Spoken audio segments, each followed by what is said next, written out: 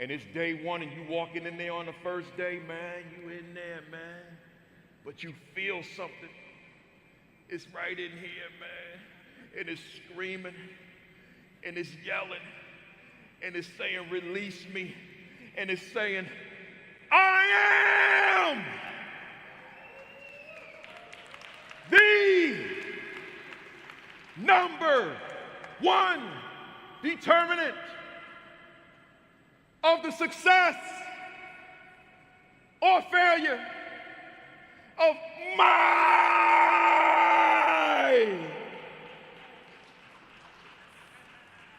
students. Hey, y'all, when you get back, kick some butt, and I'll see you in the winner's circle celebrating your victory. Let's go! Let's go! Let's go! Let's go! Let's go! Let's go! You got this! You got this! You got this! Thank everybody. And we are live. Good morning. Good morning. Good morning. Good morning. Welcome to week 216 of the AP and New Principals Academy. Let me see who we got here this morning. We had some folks on here like early too, man. That's like an honor and a blessing. We got Mona Obamolak is in the building. She says greetings to myself and the Queen always. And she's down in Orlando. We got the good Dr. Rachel Edeweckett down in Maryland taking care of business. If you didn't see, if you missed the conversation that she and I had about, I don't know, maybe 2-3 weeks ago, go on to the YouTube channel, AP and New Principals Academy, and check it out, man. It was phenomenal. We got John Few in the building down there in Chester, South Carolina. I see you, John. We got Scott Wiley in West Virginia, Chester, West Virginia. We got AP Patrick Lawrence in the building. He said good morning to myself and the Queen of the Castle. We got AP. Oh, I just said that, didn't I? And what we got? He said, I want to give my flowers where due. Started the academy in September 2023, and it impacted my practice tremendously this school year. I appreciate you sharing that with me. That matters. That matters. That matters. That matters. It never gets old. I can't hear it enough. Thank you, sir. I appreciate you. We got Constance Sherrod in the building down in Pearl, Mississippi. We got Grace Castaneda, Kyle, Texas. Takesha High is in Virginia. Dr. Rella Hicks is down in Augusta. We got Rodney Richardson down in Hampton. Everybody down where the people is up. Coach Central down in Central Texas. Tashika Truesdale down in Atlanta. Dr. Demetrius Scott down in Alabama. Where the folks up here? We got Lysandra Brackens down in North Carolina. We got Ronald Pugh down in Cedar Hill, Texas. We got Josh Tovar down in Garland, Texas. We got where we at? Golf RWT down there in Atlanta. I need to move down south, right? So we got John Hurix. He just said good morning. I don't know where you at. Josh Tovar said he's on fire. Rita Carmichael, good morning. Melissa Jones Chunu down in Tulsa, Oklahoma. Donna Gant down in in Georgia, not Atlanta, but down in the Georgia area. Rashad Davis, you could say down is Weston, down in Las Vegas, Nevada, right? Tanya, DMV, she down there in the DMV. Jacqueline Harriet, here we go, up north in Nova Scotia, Canada. Kimberly Broughton, she down with me. Kimberly Broughton, Kafele, the Queen of the Castle, she down with me. Kimberly Broughton, she's down with me. All right, let me go. We got my guest on here, Shaun Woodly in the building. We got Doc McKeever Jeter in the building. She up there in Illinois. I guess that's kind of like over, right? In Illinois, Calumet City, Illinois. We got where we at. Mel Perk is in Texas. He down there. We got oh man, Josh, let me see, man. I pulled out the mirror and I was in man, where was I? I was somewhere, Josh, man. And I was in Baton Rouge, Louisiana, and I pulled out that mirror. It was so filthy, and all I could think about was you, man. That's all. I'm like, oh my God, Josh would be saying things, right? So where we at? Where we at? We got Nolene Martin in North Texas. Good to see you. We got Annette Mack, Illinois. Vincent Stallings, that's the good doctor. Vincent Stallings wrapping up another year of successful principal leadership. Good to see you this morning, my brother. We got Katrina Wilkinson. She's down in Florida. We got Anthony Allen. He's down in San Antonio. We got Darlene Atkins down in Alabama. She even threw some roll tide at me. Here you go. And I'm getting ready to wrap it up, y'all. We got Solomon Bazue Jr. is in the building. We got Just Rise Edu is in the building. From let me see. Good morning, Prince Cafele. Edwin Garcia from Passaic on my YouTube account. There you go. There you go. Good to see you. Ann Farris, good morning. Brandy, oh man, it jumped. Where'd that go? Where'd it go? There it go. Brandy Willis, Prince Willis is in the building. Newport News, Virginia. I see you. I'm getting ready to wrap it up, y'all. Let me see if I see any of the Jersey homies in here. I see you. I see you. Yolanda McKinney is in the building. Where's the Jersey homie? Well, actually, Edwin Garcia was the Jersey homie. Let me see if there's anybody else here. I don't see no Jersey, man. Y'all laying back in the cut because I know you on here. Right? But anyway, Jersey, always good morning to my Jersey fam. I bleed Jersey. I breathe Jersey. I sleep Jersey. Jersey is who I am, what I am.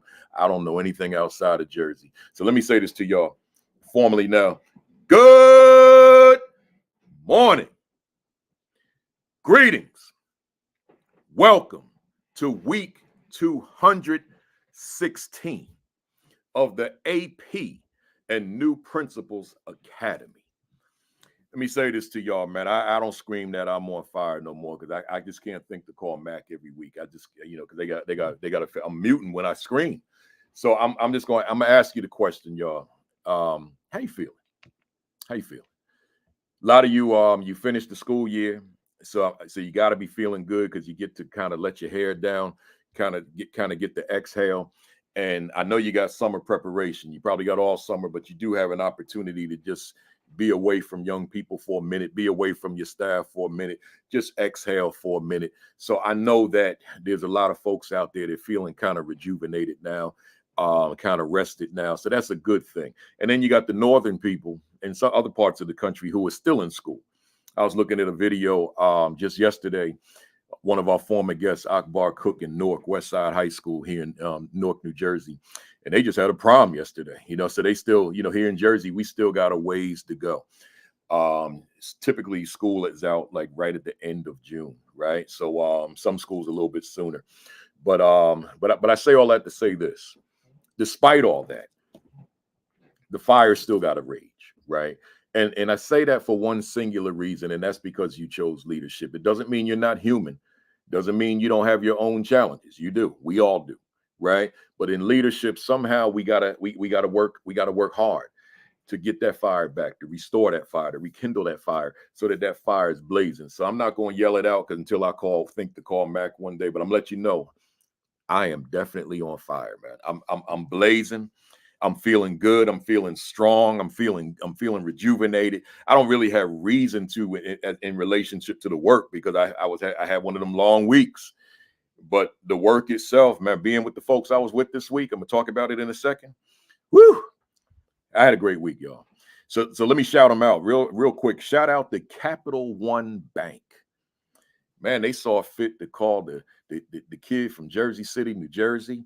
They said, we want you to speak to our employees about fatherhood, right? About Father's Day, fatherhood, parenting, all that good stuff. And we did it virtually. And it was just it was an interview, but it was about 2 hours and just had a great time, man. Shout out to Capital One Bank for finding me, right? Finding me somehow and inviting me to have a talk with their employees, not about banking, not about business, but about something that they said that a lot of the parents, they're looking for answers and solutions, being good parents, being good fathers while working the long hours that they work in corporate America. So shout out to Capital One Bank. Shout out to Hillsborough County Public Schools. Culture and Connections Conference. Now that wasn't virtual. I was in the building, and I mean that room was packed with educators. Man, they said they had a little bit more than they normally had. They said because it was for teachers, but they said when the administrators realized you were coming, they were there too. And we just had a great time, man. Shout out to my brother, Principal Otis Kitchen II, who certainly was in the building. That's his district. I don't know if he's on right now or not, but shout out to Hillsborough County Public Schools. We were in Tampa, had a great day down there, just talking education, man. I was kind of all over the map, so I don't even want to pinpoint a topic. Just we were talking education. Shout out the National Heritage Academies, the Georgia and Louisiana schools, because they're all over the country. So this was Georgia and Louisiana, 4 schools. We were all in Baton Rouge together. Oh man, I hope a lot of y'all are on here right now. Matter of fact, from Hillsborough, from Capital One, and from National Heritage Academies, Georgia and Louisiana, man. What a time I had with National Heritage, man. Just being in there. We talk leadership. I'm gonna tell you on that one. We talk because they was leaders. They was APs, which they call deans, and principals. And we talk leadership. And you know my topic right now. Matter of fact, you know my theme right now. My theme, I don't care where I go.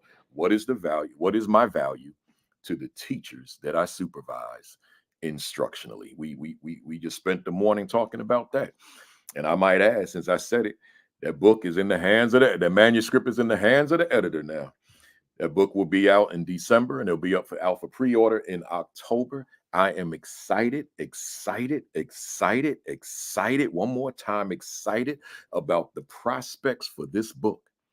Because it's asking you, mirror's dirty, Josh, I got to clean it. It's asking you to look at yourself and ask yourself, what is my value to the teachers that I supervise? I'm not asking you about all the teachers in the building. I'm asking about the ones that report to you, the ones that you evaluate. What is your value to them pedagogically? That's what that book is asking you. So in 50,000 words, I respond to that question. Enough said. Welcome to the first timers. If this is in fact your first time, go to the YouTube channel later on and binge watch the 215 sessions that you missed. Oh man, I don't know where you're going to find anything like it either. 215 sessions that you missed, with some of my guests internationally renowned, others nationally renowned, others just in the trenches on the front lines doing the work, and they got the message, right, that you need to hear. So go to the YouTube channel, hit the subscribe button. I'm going to say it again, hit the subscribe button. I'm going to say it again, hit the subscribe button. I'm going to say it one more time, hit the subscribe button. And in real time right now, not only hit the subscribe button, but hit the like button. Like.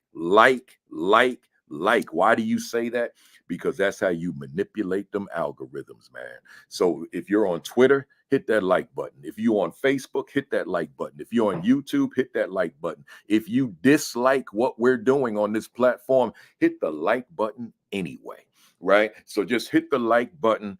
And so because if you dislike what we're doing, people that dislike things, they like the company of disliking type people. Like negative people like negative people, right? So if you hit the like button, it'll activate some more negative people, right? And then y'all could dislike together, right? So just hit that like, Like I don't use, this is not a word in my vocabulary at all. It's not in my lexicon. My wife will probably cringe when she hears me say it. If you're a hater, right? This is not my word. I'm too old for that, right? But if you're I'm 63. What I look like talking about some haters, right? So, but if you're a hater, hit that like button, and maybe it'll generate some other haters, right? And then y'all can hate together, right? But I want to activate them algorithms, right? Now for someone that tuned in right after I said I'm too old for hater, let me say it again. That ain't my word, y'all. Don't hold me to that. I'm too old to be talking about some hater. Right? You know I'm crazy when I get on here, man. All right, here we go, y'all. Hey, y'all, join me in here go my wife, y'all. Check this out. We don't use that word. We don't use that word. All right, y'all. Listen. Join me in Houston, July 9 and 10. Uh-oh, we got a special guest on here, y'all. Look, that's my mother.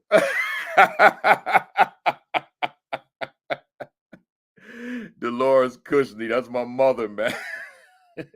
My mom 89 and she's still rocking with the academy, baby. So what's your excuse, right? Now, my mother taught like 35 years, right? She was in there. She was teacher of the year too, right? So, shout out to my mother. And Salome, I ain't see you, brother. I didn't see you. Salome is in the building. Salome was that's Principal L for those that don't know him by that name. He was my second guest on this platform. Vincent Stallings was first, Salome Thomas L. I should say Dr. Vincent Stallings, Dr. Salome Thomas L. They were my first and second guest on this platform. So if you didn't see those interviews, go way back, right?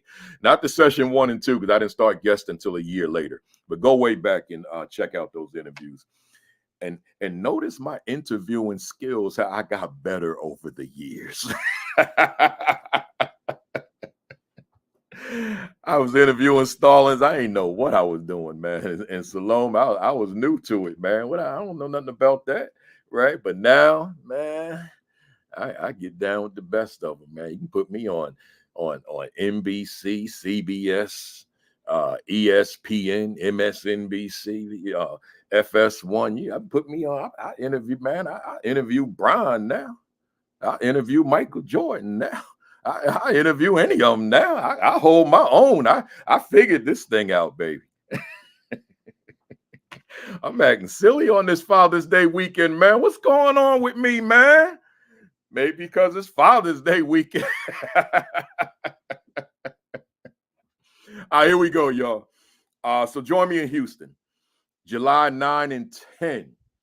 July 9 and 10. That's right, Salome. We got the family reunion in this piece, man. July 9 and 10. Join me in Houston. It's just going to be me and you. It's not a conference. It's just me and you. It's an institute. So join me in Houston.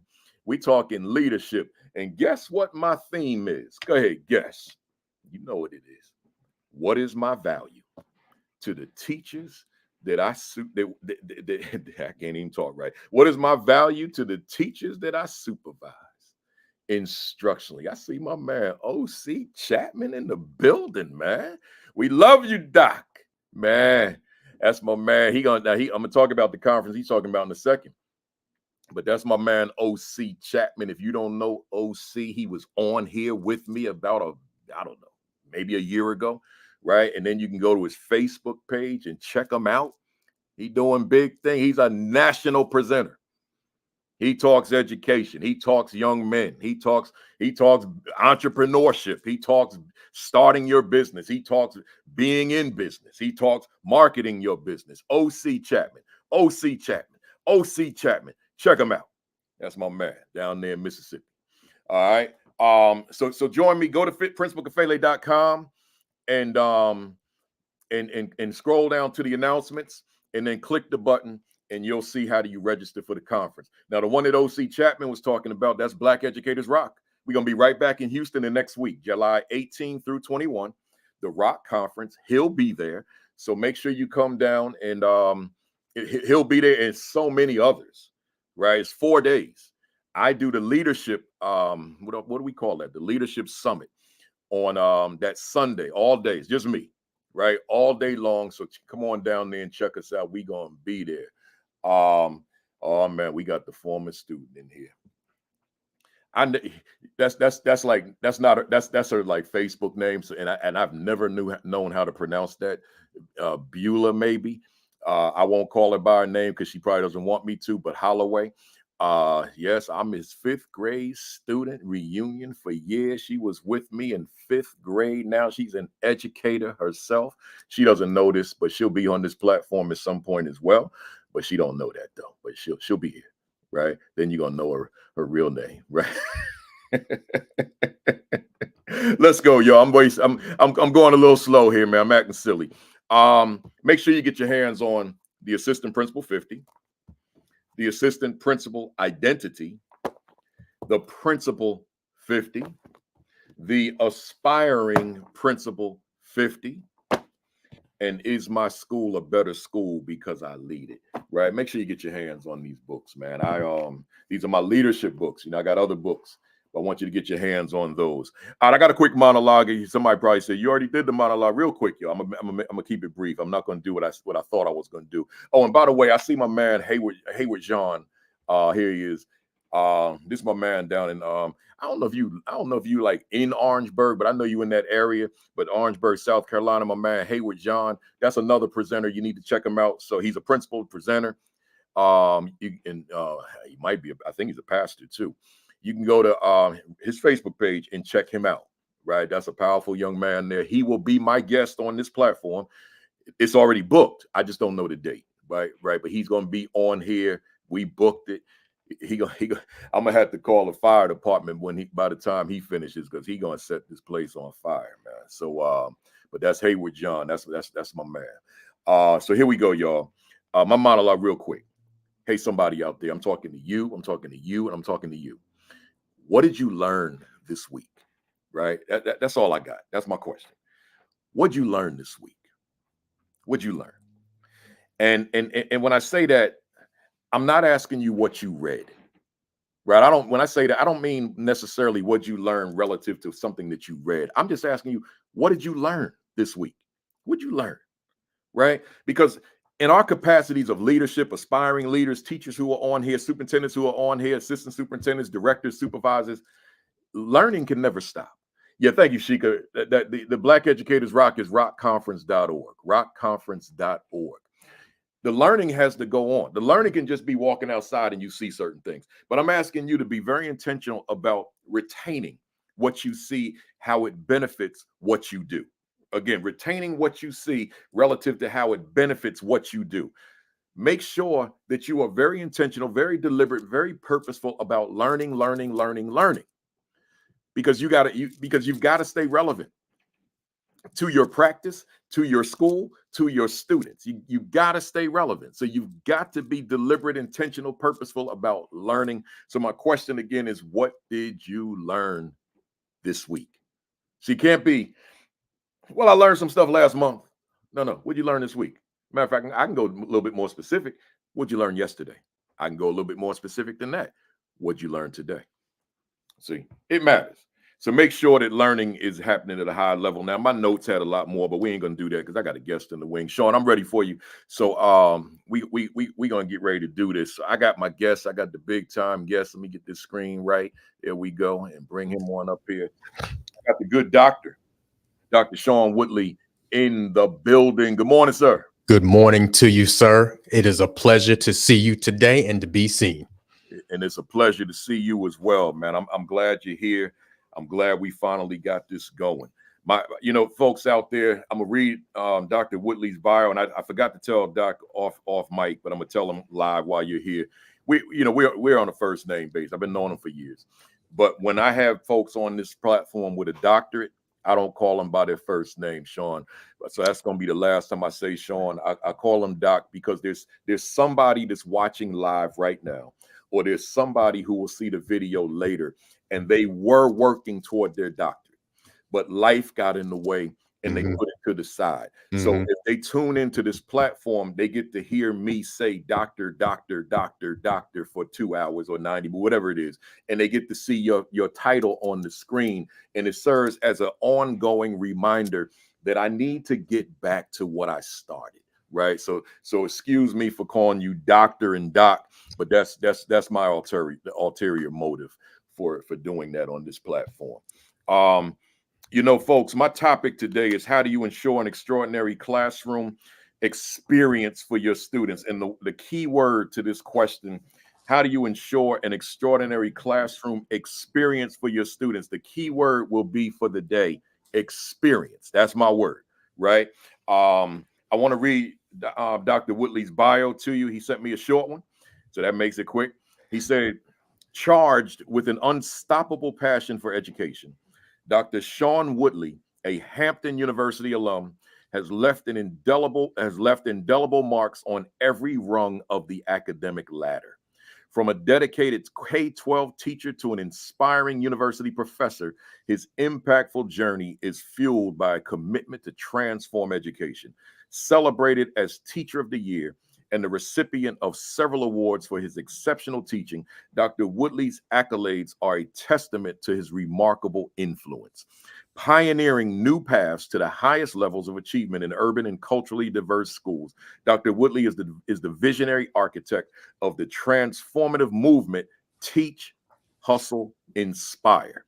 He's also the two-time best-selling author of MC Means Move the Class, How to Spark Engagement and Motivation in Urban and Culturally Diverse Classrooms, as well as The League of Extraordinary Educators, The Secret Strategies of Transformational Leaders. And here's the copy right here, right? And I might add, and here's where we at here. And here's my endorsement of it right here. Yes, right? sir. Yes, So, sir. yes, sir. Dr. Woodley strives to redefine the teaching and learning experience in urban and culturally diverse schools so that the extraordinary gift of education unlocks the potential of every student in every classroom, regardless of circumstances. Powerful stuff, folks. Hey, somebody, hit that share button, hit that retweet button, repost as they call it now, and tag somebody, tag them Facebook groups, text somebody, call somebody, hit the like button, hit the share button, let them know we are here and we are ready to rock. Hey, Dr. Woodley. Yes, sir. As I ask 100% of my guests, as an educator, who is Dr. Shaun Woodly? Well, as an educator, I wouldn't be the educator that I am without being the man that I am. And the man that I am is I am a husband, I am a father, I am a child of God, praise Jesus. And I am somebody that strives to, similar to the implications of your monologue, learn every day. Like the teach means to unlock intellectual treasure. The hustle is about how we can't stop and won't stop learning. That's literally what I have defined it to mean. And the inspire is the bedrock to it all, spreading love and light. Everything that I do, everywhere that I go, I use those three things as my North Star. I am also somebody who believes in the power of education and that the biggest problems that we face, not just in this country, but in this world, are because of the barriers that have been put in place in education. But we can lower those barriers without lowering the bar. I am somebody who believes that you can unlock the intellectual treasure of each and every child in each and every classroom with the right tools. And I worked so hard. I taught for 15 years. I research still to this day. I read more than I should, but I have the desire to do that. There's something always that I do not know. And all of these things fuel my growth and effort. And beyond all of that, I like good barbecue. I like fast cars and New York Giants and Knicks. That's who I am as a person. Yeah, I love it. I love it. And I'm rocking my New York Black Yankees alternate jersey. This is this summer mesh jersey that this company I use put together, but where we had New York Black Yankees, Black Yankees. They too played in Yankee Stadium. You said something here. You said we can lower the barriers without lowering the bar. I wanted to make sure that nobody missed that. Hey folks, did you hear what Dr. Woodley said? We can lower the barriers without lowering the bar. I think that's a profound statement, right? Write that one down as I just did, as you probably saw. That's a powerful statement. We can lower the barriers without lowering the bar. Hey, to the fam out there, I asked Dr. Woodley, who is Dr. Woodley as an educator? Let me just ask you real quick before I go to this second question. Who are you? Pointing right at my camera on this one. Who are you as an educator? Right? Not who are you in isolation. And feel free to put it in the chat. I read all this stuff later on, right? I don't just do it and then I read these comments later on. And on Twitter, since they don't come on StreamYard anymore, I read them right on Twitter or X. Who are you as an educator? Let us know. Dr. Woodley, you've been in this business for a long time. As you said, you taught the 15 years. you've been speaking for quite a while, because I remember way back when I think the first time we were face to face in the same space was in New Orleans at Yes, NAB sir. or something. Hmm. So that was a long time ago. Yes, So sir. you've been in these speaker streets for a while. But as your primary work, I think it's you're newer to it. Yes, sir. Okay. Hmm. So here you are, you're building something. Hmm. You're building this movement, so to speak. So I want you to project 20 years from now, Mm. 20 years older than you are right now. As you reflect back on your work, the 20 years plus what you've done, Hmm. what might be your conclusion of what you've accomplished at that point in time? If I had to project 20 years down the road, I would like to look back and say that lives have been changed because of the work that I've done. As my grandmother used to say, said another way, let the work that I've done speak for me. Mm, That's what I would hope. This time, this energy, this effort that I put into this, I wake up literally every day excited about the possibility of what I can do.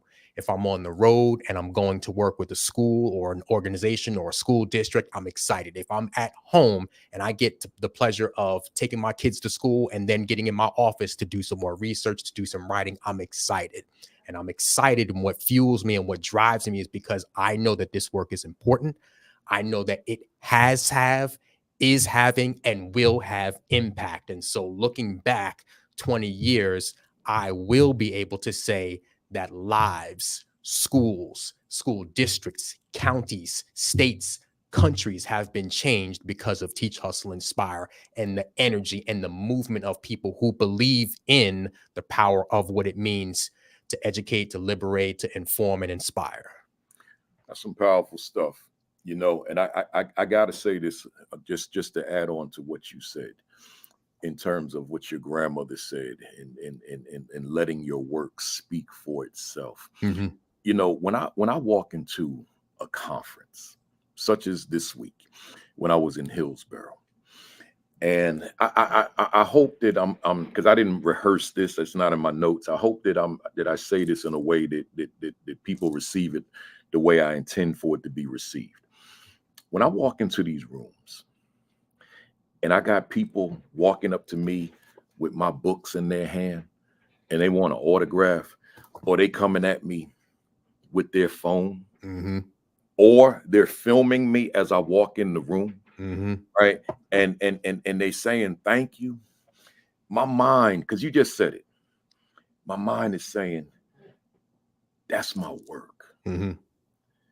Because there's no other reason to want to approach me like that, Mhm. right? Because they don't know anything else about me outside of that I've done worthy of that kind of attention, right? So when folks are gravitating, they're saying to me, I think, and that's why I want you all to, I want you to receive it the way I intend for you to receive it.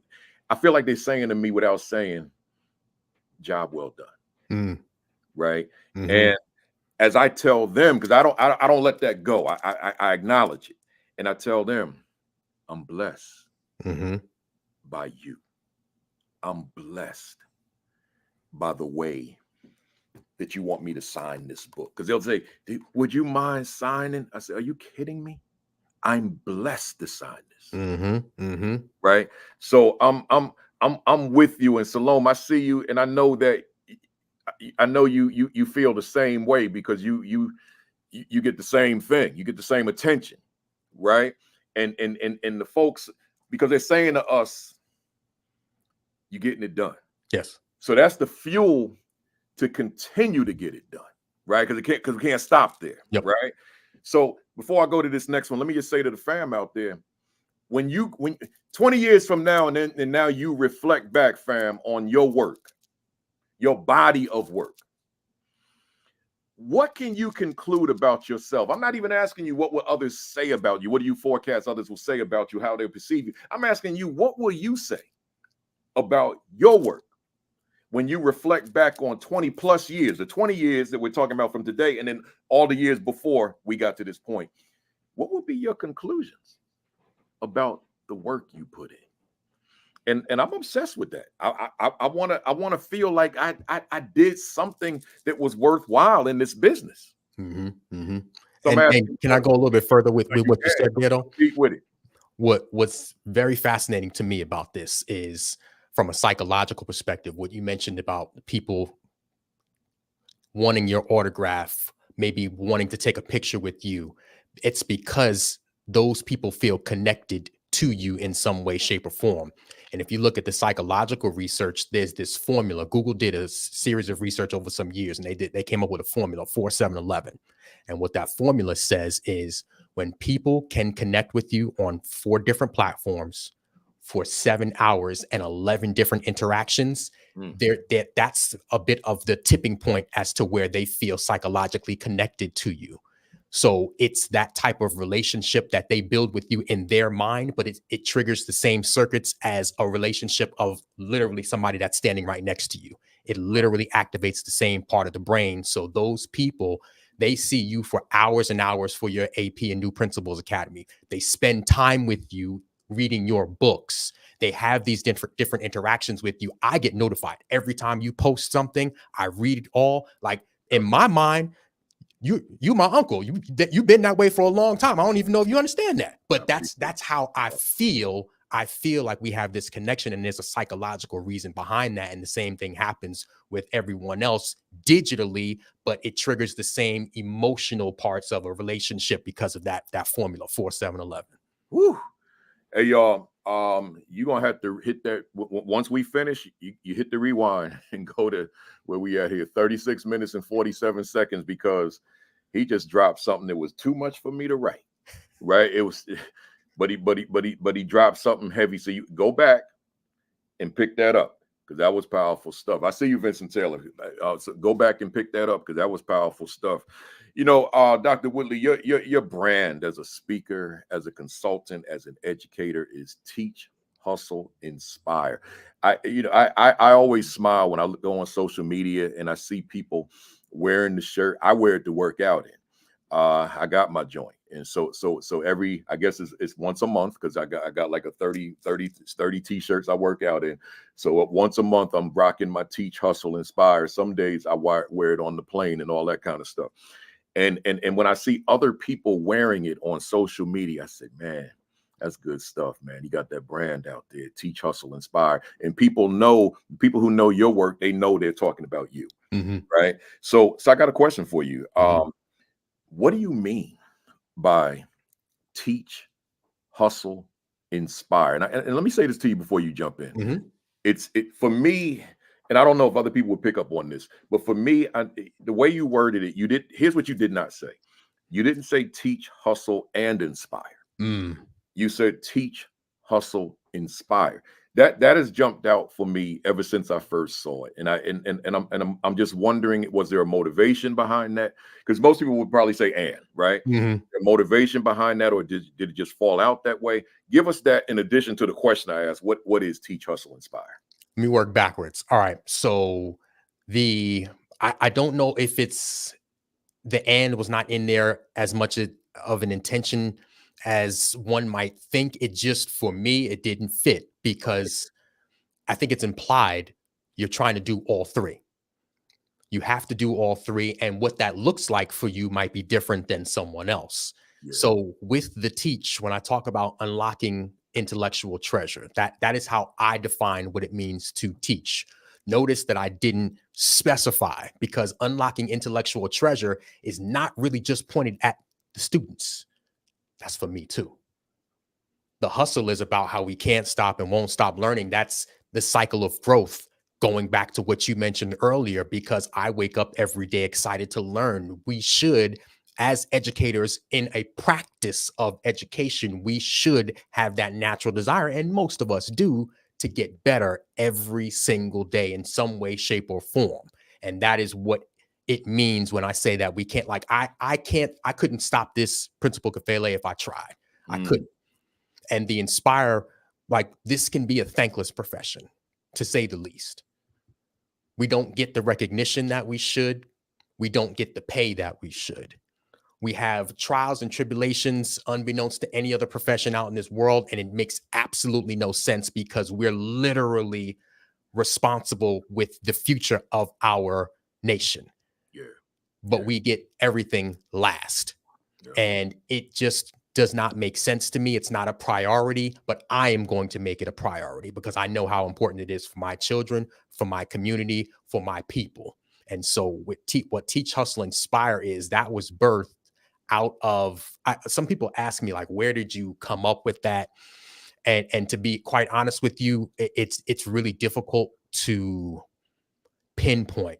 I can say this though, with those 3 words, it's always been something that was within me. And I think it resonates with so many others because it can really give verbiage to what is in so many of us. We just naturally, I mean, we have the desire to go get it, to go make it happen by any means necessary. And those 3 words, it's like, boom, that's it. I didn't make it about, like, a lot of people when they're building a brand, it's like, Dr. Woodley's teaching strategies. I don't want, this is not about me.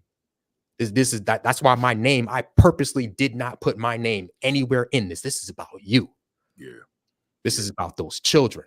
Yeah. And this is about the future and the intellectual treasure that we need to unlock for them and for us each and every single day. And it's evolved with this work that I've been doing so long. I stepped into the classroom the first time in 2006, and student teaching before that. But it was really just a culmination of all of those years, the work and the research and the mistakes. And I can talk about that in just a few minutes. But all of this, it's been something where this has been just seed after seed and root after root being established until one day it was just like, boom, here it is. Teach, Hustle, Inspire, out of the earth. And here I go. Wow. It just, that's spiritual. That's spiritual. Doc, my timeline is being flooded with people saying, how do I get the shirts and secondarily the hoodies? So Boss Educator, who I know you know. Yes, thank you. Martin Nelson put it up there. That's what we do. We fam. So to the fam out there, you'll notice behind Dr. Woodley's head, there's the sign there, Teach Hustle. That's who he is. That's his brand. You see the shirt, the hoodie. That's who he is. So go to teachhustleinspire.com. Yes, sir. There's all sorts of shirts and hoodies. And is there hats? No, not yet. I'm working on that though. Yeah. Working on that. So you got all sorts of stuff in your store. So just go to Teach, Hustle, Inspire, folks. The books are there as well. Yes, sir. And someone just said they ordered the book. I think they're talking about this one. Mm-hmm. So the League of Extraordinary Educators. So when we're gonna talk about this, folks, we got a lot to talk about, y'all. We like who Yolanda just said. Where was that, Yolanda? Yolanda said they still in the intro, right? And you're right, we are. We ain't nowhere yet. So y'all tell somebody we here. Hit that like button, hit that share button, retweet, post somebody, text somebody, call somebody, wake somebody up. Let them know we here, man. We're gonna be here for a little bit.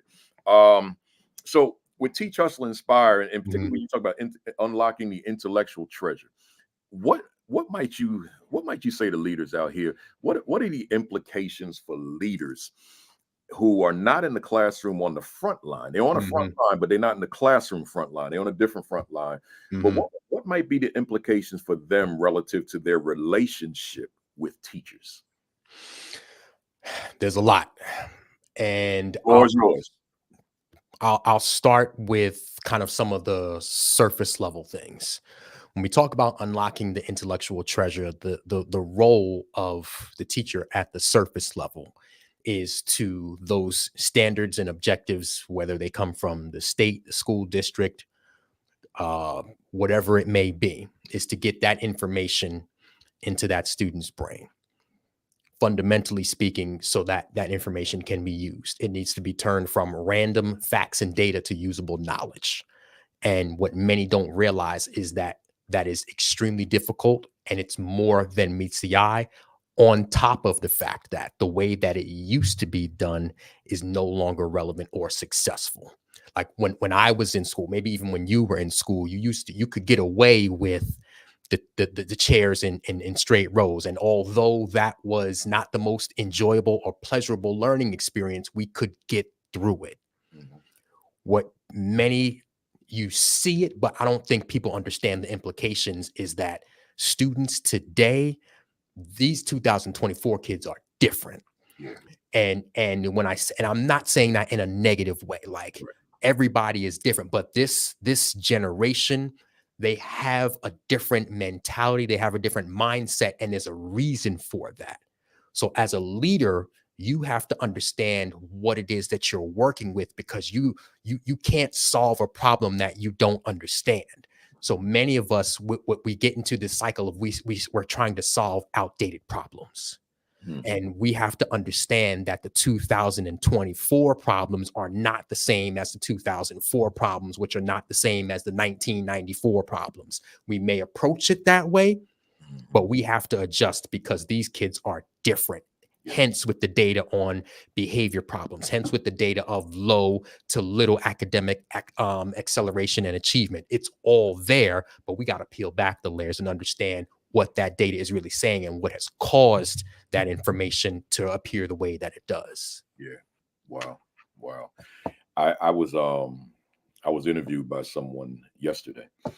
And the topic of the interview was how do we what kind of support do we provide new teachers? And one of the things that I talked about, probably more than anything else, was what you just said. I said that the new teacher that I had in my last year was 2011. The new teacher I had during my tenure is not the new teacher of 2024, and it is not the it is not the student of 2011. I should say it's a different teacher. It's a different student. So what I may have done in 2005 when I started in 1998 up to 2011 might be very different from what I do now, right? Who that student is and that relationship with that student may be very different from the relationship that I would forge with students in 2024. Because one of the things, and if I could just go back to what Jasmine had up here, she said, this is Jasmine Harrison from West Coast, California. She said, students today want educational relevance. And because I think that many of the students today have a higher level of consciousness of the world, society, politics, etc., than a lot of the students that I left back in the day, right? Because the world has shifted. It's a different world, and the access to information is so much more profound than it was back then, because we all got this in our hands. We got the world in our hands. So going back to what you said, powerful stuff. And the implications for leadership are there. Yeah. Right? Yeah. So with that, let's get into the heart of this conversation. Your first book, MC, means move the class. And folks, just for clarity, when we talk about MC, we're talking about what you may think when you hear the two letters MC, Master of Ceremonies, right? So in terms of a rapper, MC, MC moves. MC means move the class, and then subtitle, how to spark engagement and motivation in urban and culturally diverse classrooms. It talks about, in part, the similarity between the DJ and the classroom teacher, right? So I got like a 5-parter here. Talk to us about this similarity that you found, which I've seen you present it, and I'm blown away by it. I'm not asking you to do your whole lecture, but just tell us what that is. I will. So for context, I taught 15 years, 5 years at the university level. My first 10 years were at the K-12 level. And I'm teaching across the tracks, let's just say.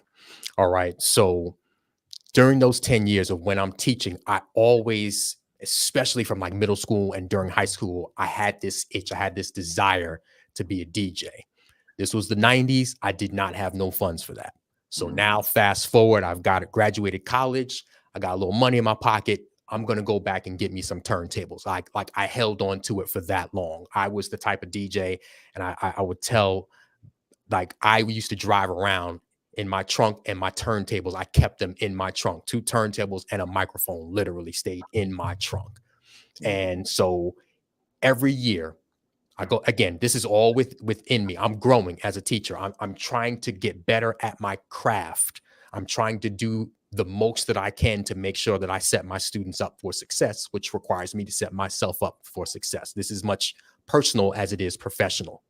So I'm trying to grow as a teacher each and every day, each and every month, each and every year. Simultaneously, though, what I start to realize is me growing as a teacher is actually helping me to grow as a DJ. And me growing as a DJ is fueling the growth that I have as a teacher. It kind of worked in this weird cycle. And I started blending some of the, and I use that word kind of, pun intended, blending. I'm using the skills from one craft in the other and vice versa. And I started to understand, like, I'm looking at this thing like, oh, when I'm in the classroom, I'm trying to do the same thing as when I'm in the, like, I literally on a good Thursday, Friday night, I'm going from the classroom straight to the club. And I mean, I get me a little something to eat. I go and warm it up. Now, I don't know when the last time y'all been to the club. You ain't got to tell me all your business and everything like that. But from the DJ side, when I get there and I plug in, I go speak to the owner, say hi to the bartender. Hey, how's everybody doing? There's nobody there. It's the early show. So I have on, a little playlist or something like that. I'll have me a little sip of water so I can get my mind right. And about a good, depending on where I am, 11 o'clock, 11:30. This was Virginia. It's not New York. New York don't get started till 1 a.m. I'm talking about Virginia. Everything shuts down in Virginia, 2 o'clock, 1:45, the lights come on. So about 11 o'clock is when things really start to go. So people start coming in there. And I'm using the same skills that I use to engage my students behind those turntables. When I'm in the classroom, I'm using the same skills to engage that audience. I'm using those to engage my students. And I had to think of my roles like literally, I'm trying to do the same thing. I'm a source of motivation because I'm going to be the reason that those students engage with that content. I'm going to be the reason that somebody puts that adult beverage down and makes their way out to the dance floor. You see what I'm saying? Like I had to understand that was my responsibility. I am going to be the reason that I have to understand, like I'm making real-time decisions in that classroom, in that club. I've planned many a lesson and you get it started and it's like, oh, okay, hold on. This is going off the tracks, engine number 9 on that New York Transit line. I'm not even going to go there, but sometimes that train would go off the tracks and I got to pick it up. I don't know if somebody's going to catch that or not, but literally, I had to understand I'm making real-time decisions. I had to understand that I can think of myself as a source of creativity because the state of Virginia was telling me what I had to teach. Sure, no problem. But how I taught that, I got to lift those lessons off of that page and turn it from a lesson to a learning experience. And it's the same thing when I was DJing. I had a track list and, there were songs that were hot at the time, but how that information is presented, how I blend it, how I take two things and combine them to make something new, that was all. I got to use my God-given creativity. So understanding that I got to use those things in both of those environments, like it really just one reinforced the other. And it was really an interesting revelation to have. And I leveraged it full well in each of those experiences. Wow. It's you said a lot. And because I know the lecture, the presentation, I know that there's so much more because you got the diagram and you start breaking stuff down. Y'all gotta go see Dr. Woodley present to get the true picture of what he just said to you. But I wanna stay there. I want to stay. I'm in Jersey City right now, and shout out to Principal Chris Gaston, who's the extraordinary principal of Lincoln High School here in Jersey City. And I like what he said. He said, I can't get that hip hop out of me. My man's still not only spitting rhymes, but he's writing rhymes. And so I can't get that hip hop out of me. So I understand, move the class. Effective educational leaders and staff are the true MCs. That's right. I love it, Principal Gaston. So let me give you this. I'm here in Jersey City. I'm a stone's throw from Newark, New Jersey, for those that are not in Jersey. There's a club, disco, but I'm going to use the word club, that I used to go to every weekend, bar none, for about 4 or 5 years. 5 years. Called Club Zanzibar. I don't know about that. Yeah, you said you do or don't? Oh, I do. They don't know about that. Oh Yeah, yeah. they don't, but I know you do. Yeah. Yes, sir. So to stay consistent with everything you're talking about, Hmm. um, the resident DJ in around 82, 81, 82-ish was Tony Humphreys, one of the baddest DJs on the planet Earth. Incidentally, they had a panel discussion on the history of Zanzibar in Newark yesterday, Wow. which I plan to go. Plan to go. My wife's standing right here, but I was so beat down from the week that I just couldn't get myself to go. Yeah. Right. So I missed it, but I heard that they filmed it, so it'll be out. And Tony Humphreys was there. Wow. So here's my point. Here's my point. I went to Zanzibar every Friday and Saturday. I didn't miss a day. But I went to Zanzibar in part to dance. But let me just go to the primary reason. I went to Zanzibar to listen to Tony Humphreys because Tony Humphreys, the DJ, Hmm. not just. I want y'all better hear me. Put your ear to this speaker right now. Tony Humphreys was not just spinning music. He was the DJ. And I consider him the best outside of Larry Levan at the garage in New York City, the Paradise Garage. Larry Levan was the baddest DJ in the New York tri-state area. So I'm saying this to y'all. He wasn't just spinning records. Mm. He was creating an experience. Let that resonate for a second because somebody didn't hear me. He was creating an experience that people would travel from Pennsylvania, Connecticut, further out, Maryland, just to come to Newark, to go to Zanzibar, and to be a part of this experience relative to the music he was playing. See, music, people might say music is music. Nah, Mm-mm. you got to know what to play, but you got to know the environment you're in terms of what they want to hear. Because even though the garage is right over the Hudson River, and Zanzibar's here and the garage is here, those are two very different entities. And Larry and Tony Humphreys understood what the Newark crowd wanted to hear, how they wanted to hear it, what the mixes needed to be, all that kind of stuff. So he's creating an experience. I'm saying that to say this because I'm going somewhere with this, y'all.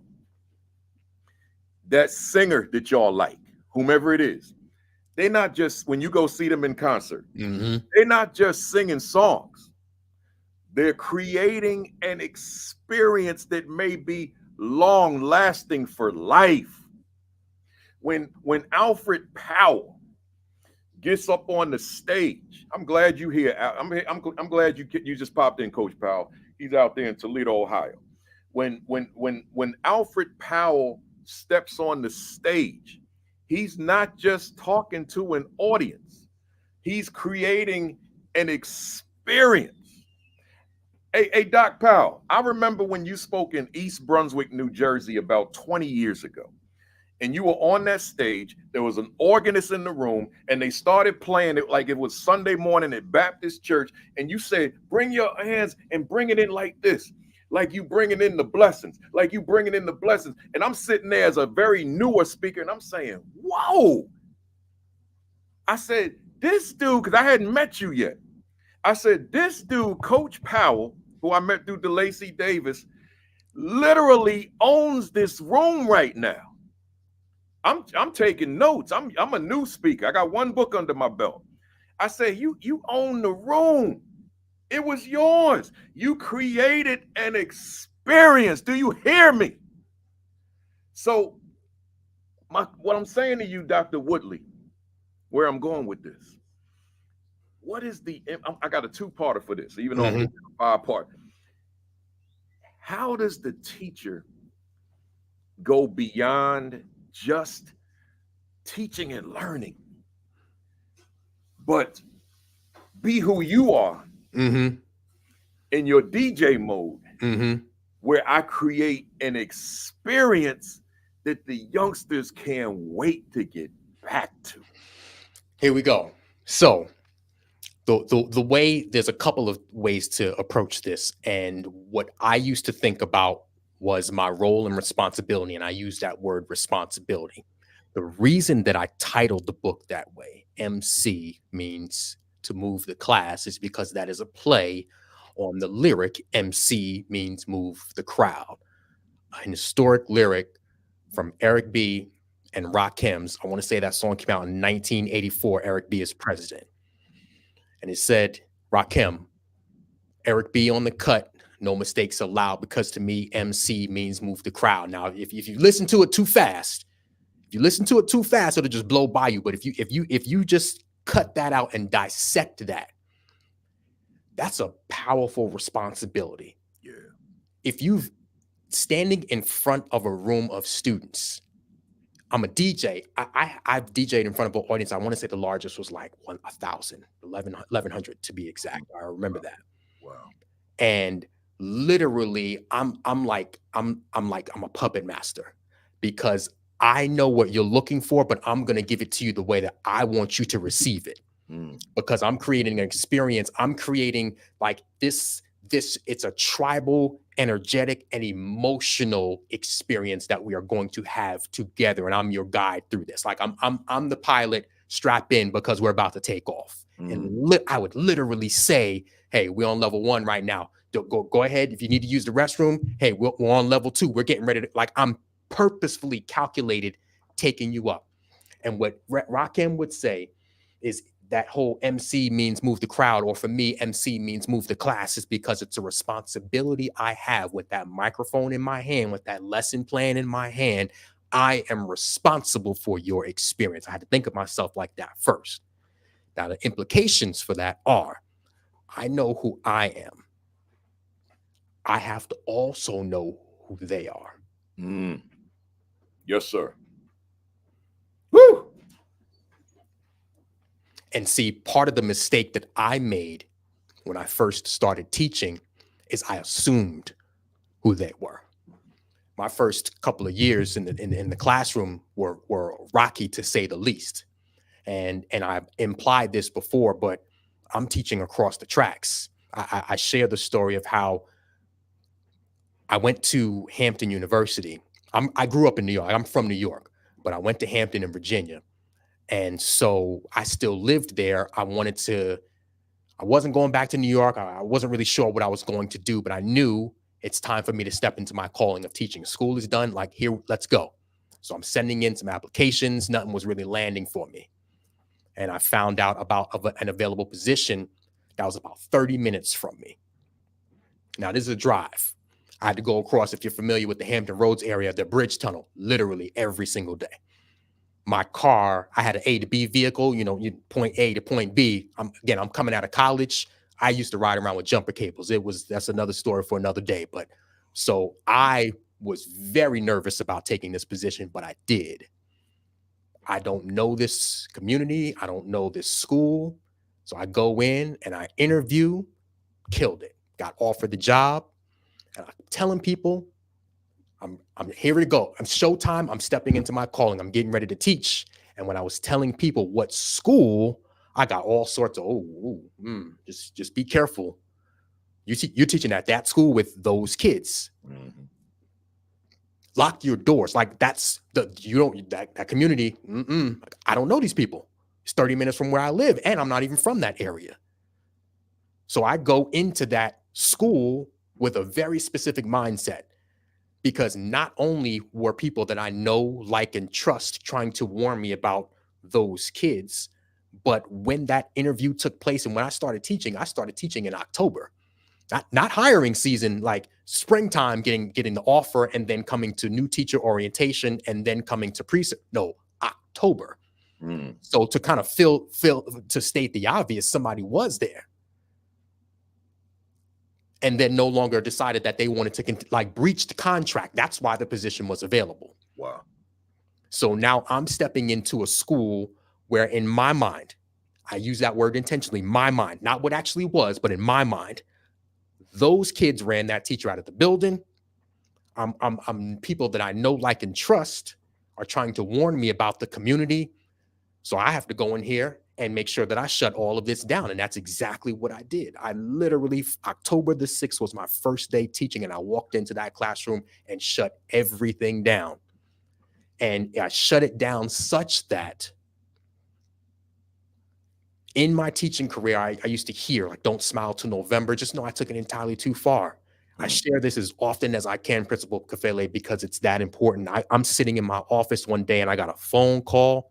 I was teaching middle school, so one of my 6th grade parents, sweetest little girl you can ever imagine. Her parent called me, said, "How you doing, Mr. Woodley?" I'm fine. How are you? She's like, "Good." She said, "My daughter is scared in your classroom." To this day, shakes me to my core even saying that out loud, because I'm teaching in a school where a good portion of those babies look like me. And I think that I'm supposed to use fear as a teaching mechanism to get those kids in line. And see, moreover, one of the things that I want to highlight about that is that that was reinforced, because the other teachers, wow, you got good classroom management. When you would walk by my classroom, oh yeah, the kids were quiet, but compliance doesn't equal achievement. Right. So I taught them how I thought those kids were supposed to learn. Yeah. Meaning I'm using fear as a teaching mechanism. But once I gave myself permission, and it took a rude awakening to get to that, but thank God that I did, I started looking at things a lot differently. I switched my perspective. I switched my approach. I had to start with me, because it was not them, it was me. And the implications for that was, and I still get upset about it sometimes to this day. I know that I missed some, but I vowed from that day going forward, never again. It was not going to happen. It's powerful stuff. And you know, I talk about on here a lot, you know, just reflecting over those years and wondering if that student is out there, this got something to say to me that's not consistent with who I perceive myself to be. You know, you said you knew you, but did I know them? Right? Hey, somebody out there, you know you. And one could make the argument that sometimes we don't know ourselves, right? But theoretically, for the sake of this morning, you know you, but do you know them? And that matters, because just because we know their name and a little bit something about them, do we really know them? Do we really know what it is to walk in their shoes and thereby know how we should position ourselves in their space? Ooh, that matters, man. That matters. You know, I want to talk a little leadership with this. Yes. And anytime I bring up leadership in this conversation, I'm more or less focused on that coaching relationship between that leader and that teacher. So let's go back to just that one line. I know me, but do I know them? What might be the implications then for that leader that's on the call right now, that leader that may watch the video later on? What may be the implications when I have this teacher that I supervise and I perceive that they really don't know the students in the classroom? What might I as leader need to do to facilitate the process of ensuring that teacher and students have a real, genuine relationship? Indeed. So there's a couple of different layers to that. And the answer, to be honest, is the same leader to teacher as it is teacher to student.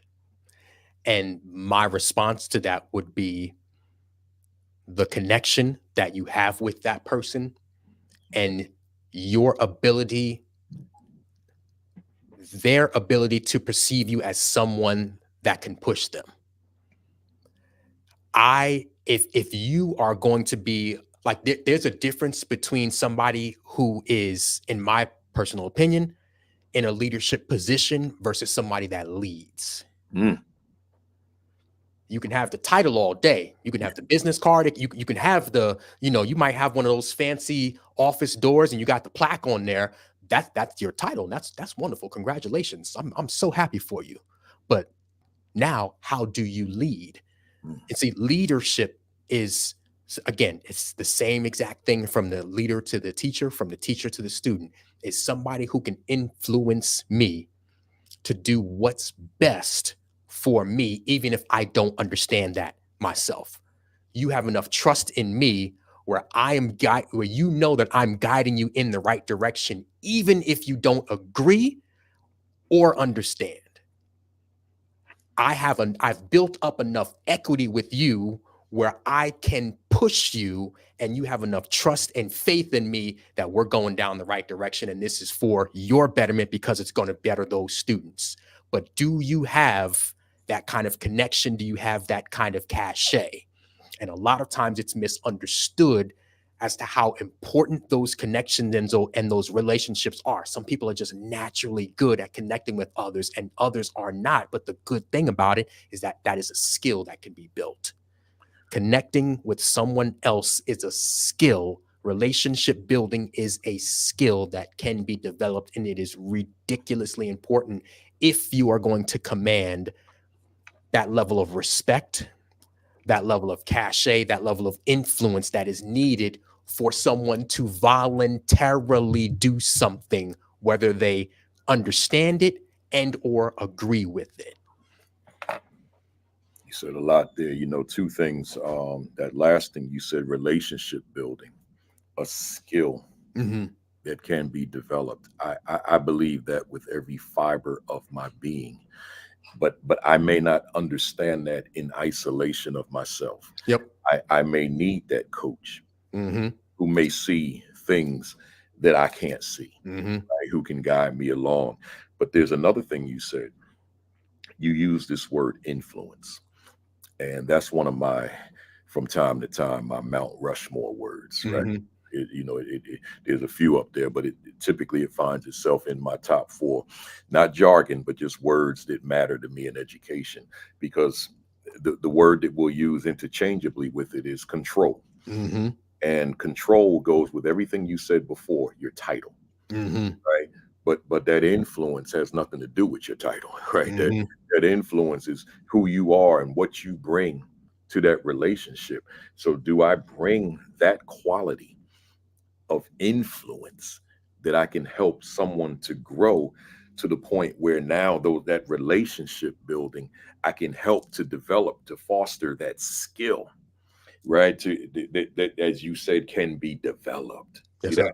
All that matters. All Yes, that sir. matters. Great And stuff. and I Great. think what's important to go a little bit further with that idea of influence, don't I'm just going to make an assumption here about what you were saying with that word being on your Mount Rushmore. Yeah. And this was what I would say to somebody listening to this. Do not underestimate the power of what it means to influence. Yeah. And I say that with all sincerity because it is a superpower and something that is if you think about any hero, if just go to Marvel movies, if you think about any one that has any significant superpower, that power that they have, we hope that it can be used for good, but it's a real superpower when it can be used equally just as good for good as it can be for evil. That's what makes it a superpower. Yeah. And it's about the person who uses that as a tool. Which one are you going to do? So you can influence someone for negative purposes, but you can also influence somebody for positive purposes, for growth, for achievement of your students, for accelerating the vision that you have for that school, for that district. How do you use your superpower to push others forward for good? There it is, and that's that influence. I'm looking at this young lady's name. Is that an L next to that J? Yeah, Najla Hilton. This comment here, Doc, this matters to me.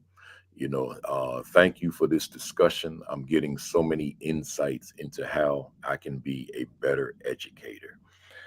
I hope I'm pronouncing that correctly, Najla. I think I am. This comment, that's everything for me. It's everything, right? Because that's why we're on here, Mm-hmm. right? This the people say to me all the time. They say, "Kafele, I love your show," or they'll say, "How can I get on your show?" And my response is always, "I don't have a show, right? I'm not a showman. I don't have a show. I have an academy." Mm. we're trying to use that word again, be influential in the education space. Mm-hmm. So when I get feedback like that, thank you for this discussion. I'm getting so many insights into how I can be a better educator. And she's really talking to you, Doc, right? Because it's your platform today. She's talking to you. And there's something about the things you're saying that she felt compelled to make a comment about it. Thank I you, Doc. appreciate that. Thank That's a you. blessing. That's a blessing, It right? is. And then I got one of my former teachers on here. What you saying, Miss Sill? Students can read personalities for sure. There's one. Well, she's on my staff. They know when you care for them, love them, even though you get tough at times. They know it's for their own good, and a precious bond develops that other educators cannot fathom. It's the feedback from the personality that makes the difference. I love it. I love it. What a blessing. Man, y'all blessing me today. When the former staff members such as Miss Sill, Miss Maylock, who's typically on here for the past few weeks, and others, that's a blessing, man. Y'all, I've been gone for 13 years, but y'all still see fit to ride with the kids sometime, right? So I appreciate you. I appreciate you. Let's keep moving. Dr. Woodley.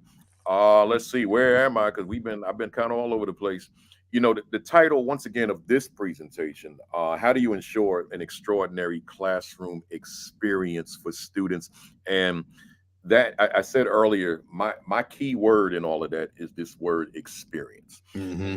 And I said earlier, I said, the singer creates an experience. The rapper creates an experience. Mm-hmm. The professor, what you did, or the teacher, what you did and I did, create an experience. It's not just in the room lecturing and imparting information, but it's a bigger macro of this experience. So I got a question for you, and I just want to couch it with this.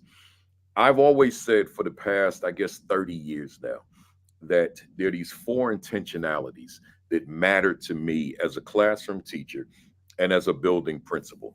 The intentionality of what students see. So I was very intentional about the imagery that they saw on that building, but also, let me just lock it into me as a teacher for a second, what they saw in me.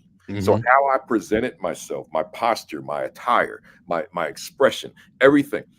I was very intentional, very conscious of what they saw when they saw me, but also what they saw as they entered that room every day. And then that level of thinking transferred into my principalship, and I didn't deviate from that. So now it was just on a larger scale as a principal. The second, intentionality of what they hear.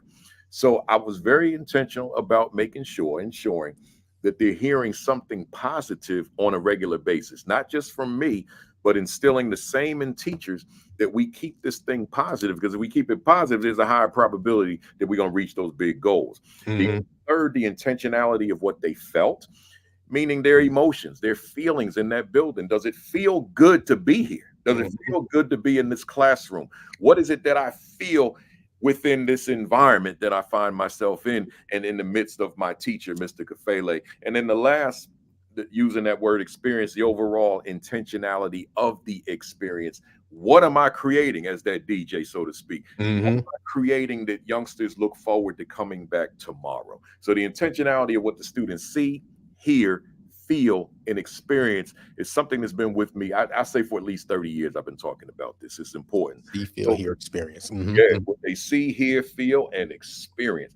When I go to a show, when I go to an event, I'm always thinking that. What am I seeing? What am I hearing? What am I feeling? And what am I experiencing within this short period of time that I'm gonna be at this thing, this baseball game, this basketball concert, right? Whatever, this summer music festival, whatever it is. I've always got those 4 words on my mind. What am I seeing? What am I hearing? What am I feeling? And what am I experiencing? So to flip it on to you now, during your years, you go back to your teaching, what would you do? And I guess we talked about this in various different ways, and as I look at the question now, but I'm gonna still throw it at you in the context, hear, feel, and experience. What would, thinking back on who you were then, or thinking about who you are as presenter today, talk to us about whatever degree of intentionality behind creating this extraordinary, because that's your word, extraordinary experience in the classroom or in the event that you presenting that I got something out of this. Yeah. I want to hear this young man again because this man inspired me. This man Mhm. empowered me. This man informed me. This man shifted me. What is that? You know what? I like that question. I love that question.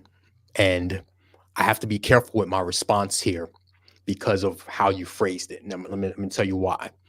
If this was the old me when I first started teaching in the early 2000s, that response is going to be different than it is today. And I'm going to tell you why. Digging into the research and the data, one of the biggest transformational changes over the last 20, 25 years, technology, particularly smartphones, right? And the psychological implications of them. So what had happened was early 2000s, 2000, 2010, this is the emergence of smartphone technology, iPhones and things, right? So if you had an iPhone in the early 2000s, early to mid 2000s, what that meant was you can think of that phone, it operated like what do they call those? A Swiss Army knife. That's the correlation. It operated as a Swiss Army knife, meaning it had a bunch of different tools. It was revolutionary because it was a calculator, it had a light, it had you can search the web. It was a tool. It was a bunch of different tools in your pocket. And I want to say the specific year was 2012, if I'm not mistaken, with the introduction of the App Store. That's when stuff started changing. And the App Store started changing things because what that did was it made a way for these notifications and distraction. The emergence of social media, early 2000s, but it didn't really, things didn't really impact us like that until the 2010s. If you look at the research on what has happened psychologically as a result of that, our attention is fractured.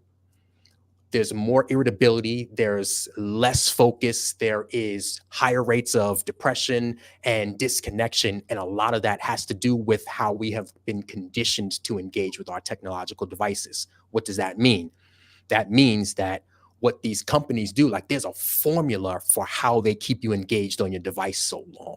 There's a really, if you look at what a Facebook or what an Instagram or TikTok, what they do, they don't research they don't research what's the best colors for our brand. They're researching, how do I keep you on this device as long as possible? That's what they're researching.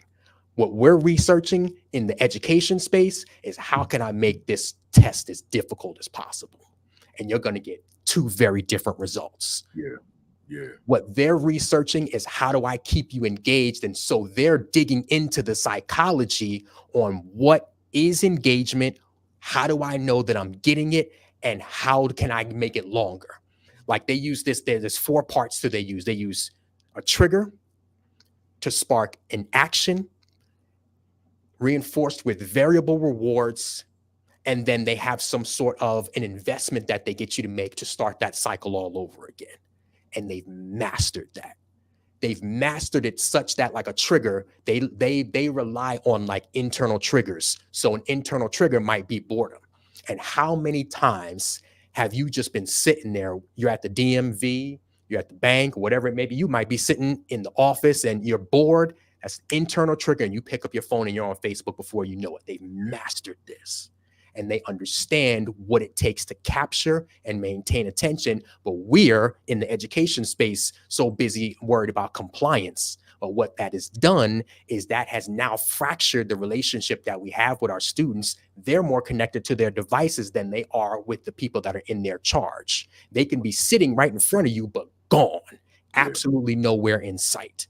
Right. And what has also happened as an implication, because you've used that word several times, from a leadership perspective, what the implication is you see the results of this. You see the results of increased behavior issues. You see the results of increased teacher frustration because they're trying to solve a problem that they don't know they even have. You see decreased student achievement. You see increased absenteeism because the parents. Listen, I could. So let me frame this another way. To go back to your original question, to the reason that I said that my response today would be different than it was 20 years ago about when I first started teaching is because I would use the same exact methodologies that these tech companies use because they know what our brains are looking for.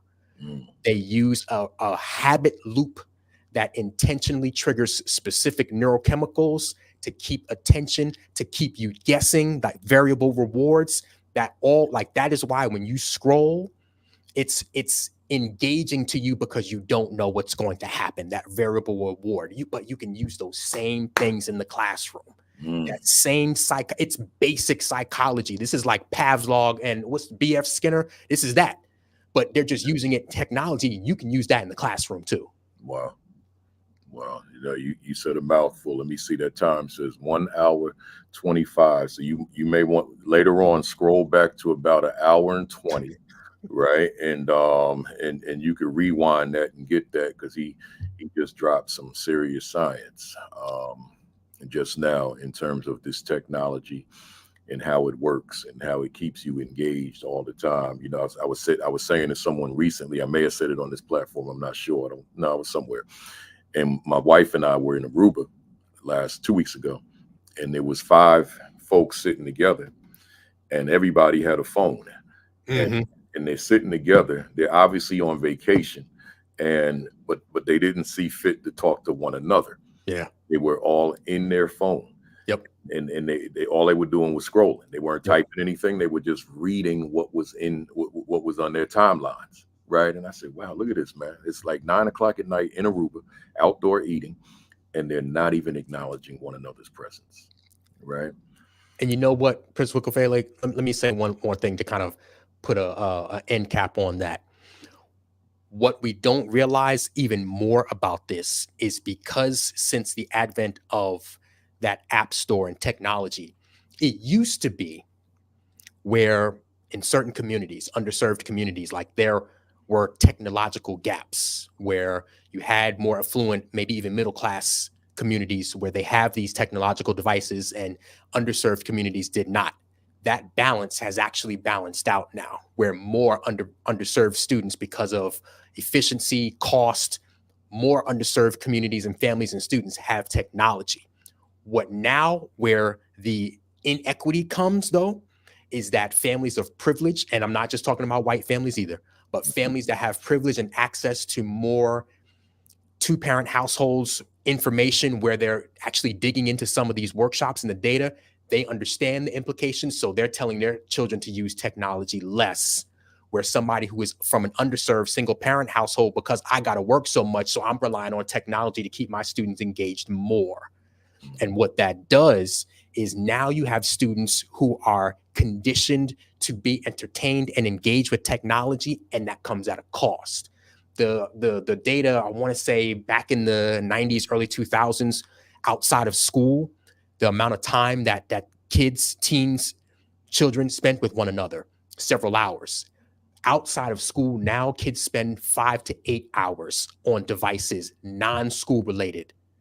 So that their time does not expand. So you already got time that you're sleeping. You already got time in school. Now, any other time where you normally would socialize and learn the unwritten rules of what it means to engage with somebody, to build a friendship, to maintain a friendship, all of those things are not happening. And then you get to school, and now you do not have the psychological stamina to even engage and keep yourself focused on what it is. Like the Pythagorean theorem has no chance because that teacher does not understand what they're up against. Woo! It's a lot there. I mean, I think Annette Mack summed it up when she said, damn. Right? So yeah, folks, rewind that later on and and take another look and bring somebody with you on the ride so that they can get a listen to it as well, right? A lot going, a lot of comments coming in, a lot of comments coming in, a lot of comments. Let's keep it moving. Your latest book, The League of Extraordinary Educators, Yes, sir. subtitle Secret Strategies of Transformational Teachers. Y'all can go to Amazon right now, pick up a copy along with MC Moves the Class. They're right there. So get yourself a copy. Let me put it close to The League of Extraordinary Educators. You know, it's interesting. You use this word league. Tell me what you mean by this word league. What are you saying when you say the league? The league, the collection of like-minded educators that realize what we're up against and that we have to do something about it. That's what I mean by the league. Yeah. Anybody who wants better for us and who sees that there is a mountain of an issue, but when we do come together collectively, allies and in between, we can get over that mountain, but we got to work together. That's what the whole book is about how can we overcome these challenges together. Yeah. Good stuff. Good stuff. Hit that share button, folks. Retweet, repost, tag somebody. Hit them Facebook leadership groups. Tag them, let them know we're here, and hit that like button. Hit that like button. Hit that like button. You know, the subtitle, The Secret Strategies of Transformational Teaching. When I was reading through this, when I got it, and then when I was prepping for today, I thought about, do I have any secret strategies? And I knew immediately that I did. My classroom, my two secret strategies, so to speak, and as a classroom teacher, spilled right into my leadership, and I would dare say into the work I do today. And I just want to share them with the audience. Number one was culturally relevant pedagogy. I understood that if I'm going to connect with young people relative to the instruction, relative to the content, I've got to make sure that young people are seeing themselves in the learning. I got to put these youngsters on the page. So learning has to be relevant relative to who's in the space. Secondly, the culture of the classroom. The culture had to be conducive to young people having the willingness to receive the information or the willingness to bring out what's already in them, but allowing me to help them to tap into it. So those two things, again, is culturally relevant pedagogy and the culture of the room. Those are my secret sauce. And if I can be proficient there, then we're gonna be fine. We go through this journey throughout the course of a school year. So with that said, this is a whole book. I'm not going to ask you to talk about all these secrets, but I want to ask you, what is a secret? Well, like what's a secret that you have for a secret strategy for transformational teaching in the classroom? Oh man, I love that question. So I would say I leverage and I try to understand human nature, behavior science of what drives us to do what it is that we do. In the book, I talk about 4 areas of connection. And one of them is the connection that we have to one another. And when I say one another, I mean school, the way that it was designed and constructed. The US K-12 system was designed, number one, to be inherently exclusionary. Number two, it was designed so that students are isolated. That's why we work, we test, and we learn by ourselves. And so lowering that barrier without lowering the bar, I'm creating and I'm being intentional. My secret sauce is going to be have intentionality about creating opportunities for my students to do things together to achieve common goals, to create an experience, because that experience is something that you go through and go to. So I'm creating an experience of the synergy of them being able to work together, living off of the natural desire and the need that we have for human relationships. Like that's a biological need for us to be connected and feel like we have purpose in the lives of others. So I'm going to use that in the classroom, just like it's being used now, but the opposite, to disconnect students. That's why we have so many that feel isolated and alone. And technology is exacerbating that. So I'm going to do what I can to dismantle that and create every single opportunity that I can for them to do things together for one another, for the benefit of someone else. And what that does is it gives you a benefit too. Love it. Love it. I want to share something that you wrote. And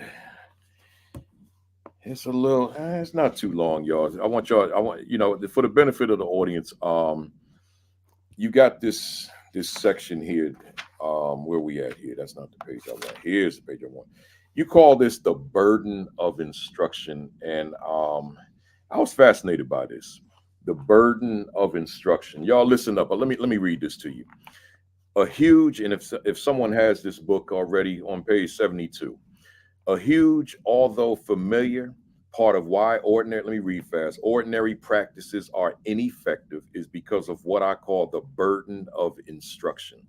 What I found is that in most classrooms, the teacher does the heavy lifting of being the primary source of information, the heavy lifting of having to push students to engage, the heavy lifting of trying to get students to make any sort of effort, the heavy lifting of teaching, reteaching, and in some instances, reteaching concepts and standards that students need to learn.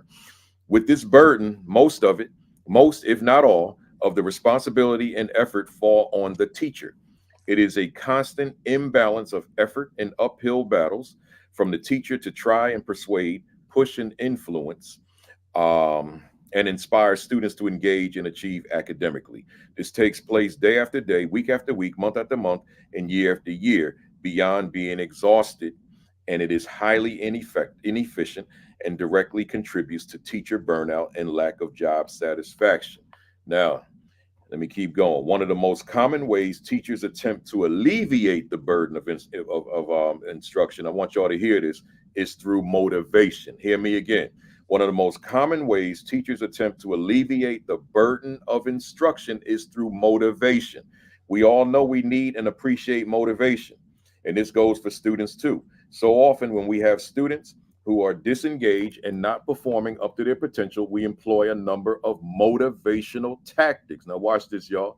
We offer rewards or incentives to motivate students to engage, behave, and achieve specific academic goals. Stickers, candy, certificates, prizes, pizza parties, you name it. I, for one, kept quite the stash of Starbursts in my desk and used them more often than I'm willing to admit as a source of motivation. Now, here's the last part. Sometimes point systems are used to influence student effort and academic achievement, a system where students are given points for specific behavior or actions, such as turning in an assignment on time or standing quietly in line. And how can we forget one of the most commonly used methods to influence student academic behavior? Grades. And it goes on. I'm not going to read the rest, but you said something here, and let me just get back to my notes. You sum this up by stating that most of what we have come to know as motivation is actually manipulation, and you subsequently explain why manipulation does not work. Let me say that to someone else again. Hear me, somebody. You said you sum this up by stating most of what we have come to know as motivation is actually manipulation, and you subsequently explain why manipulation does not work. So my question to you is, why doesn't this manipulation work? Why doesn't it work? And how do we therefore alleviate this burden of instruction? It doesn't work because of how the person who is on the other end of that motivation / manipulation processes and feels as a result of that. And so in certain instances, with the best of intentions, what we do is we dangle that carrot and stick in front of our students. I'll use myself as an example. I knew if I had some athletes in my class, don't I need to have a conversation with the coach. I'm dangling that in front of them because I know how important that is to them in that moment. So I'm going to use that to kind of no, you come over here now. Whoop, no, nope, do. What, you want to run some laps? Let me just go ahead and run by coach's room real quick. I used to do that regularly. Again, my intention is to get that student to engage with the lesson or to complete an assignment. But the impact is not that. The impact is that being processed as you're trying to get me to do something for your benefit by holding something that I value in front of me. Somebody that I care about wouldn't do that to me. We understand because we see this, the grades, the extrinsic reward factors, the candy, whatever it is. I mean, I'm staying throwing, you answer a question, you get it, here you go, here you go. I'm giving out the yellow and the orange ones, the pink ones are mine. The red ones, I keep those for myself. So you're getting the bottom tier starbursts. And even think about that though. As soon as that reward, extrinsic reward goes away, there goes the effort. Yeah. And so what I try to help educators to understand with this burden of instruction is that we're taking too much of this cognitive load. And many times that's how we were taught. And in many cases it worked. But again, these 2024 kids are different. Yeah. And so you can try those same motivational tactics if you want to. And then as you keep trying them, you can continue to see that they don't work, or at least have the impact that they could or used to. Now, am I saying don't use external rewards? Absolutely not. I'm not saying, I'm just saying make sure that they are balanced.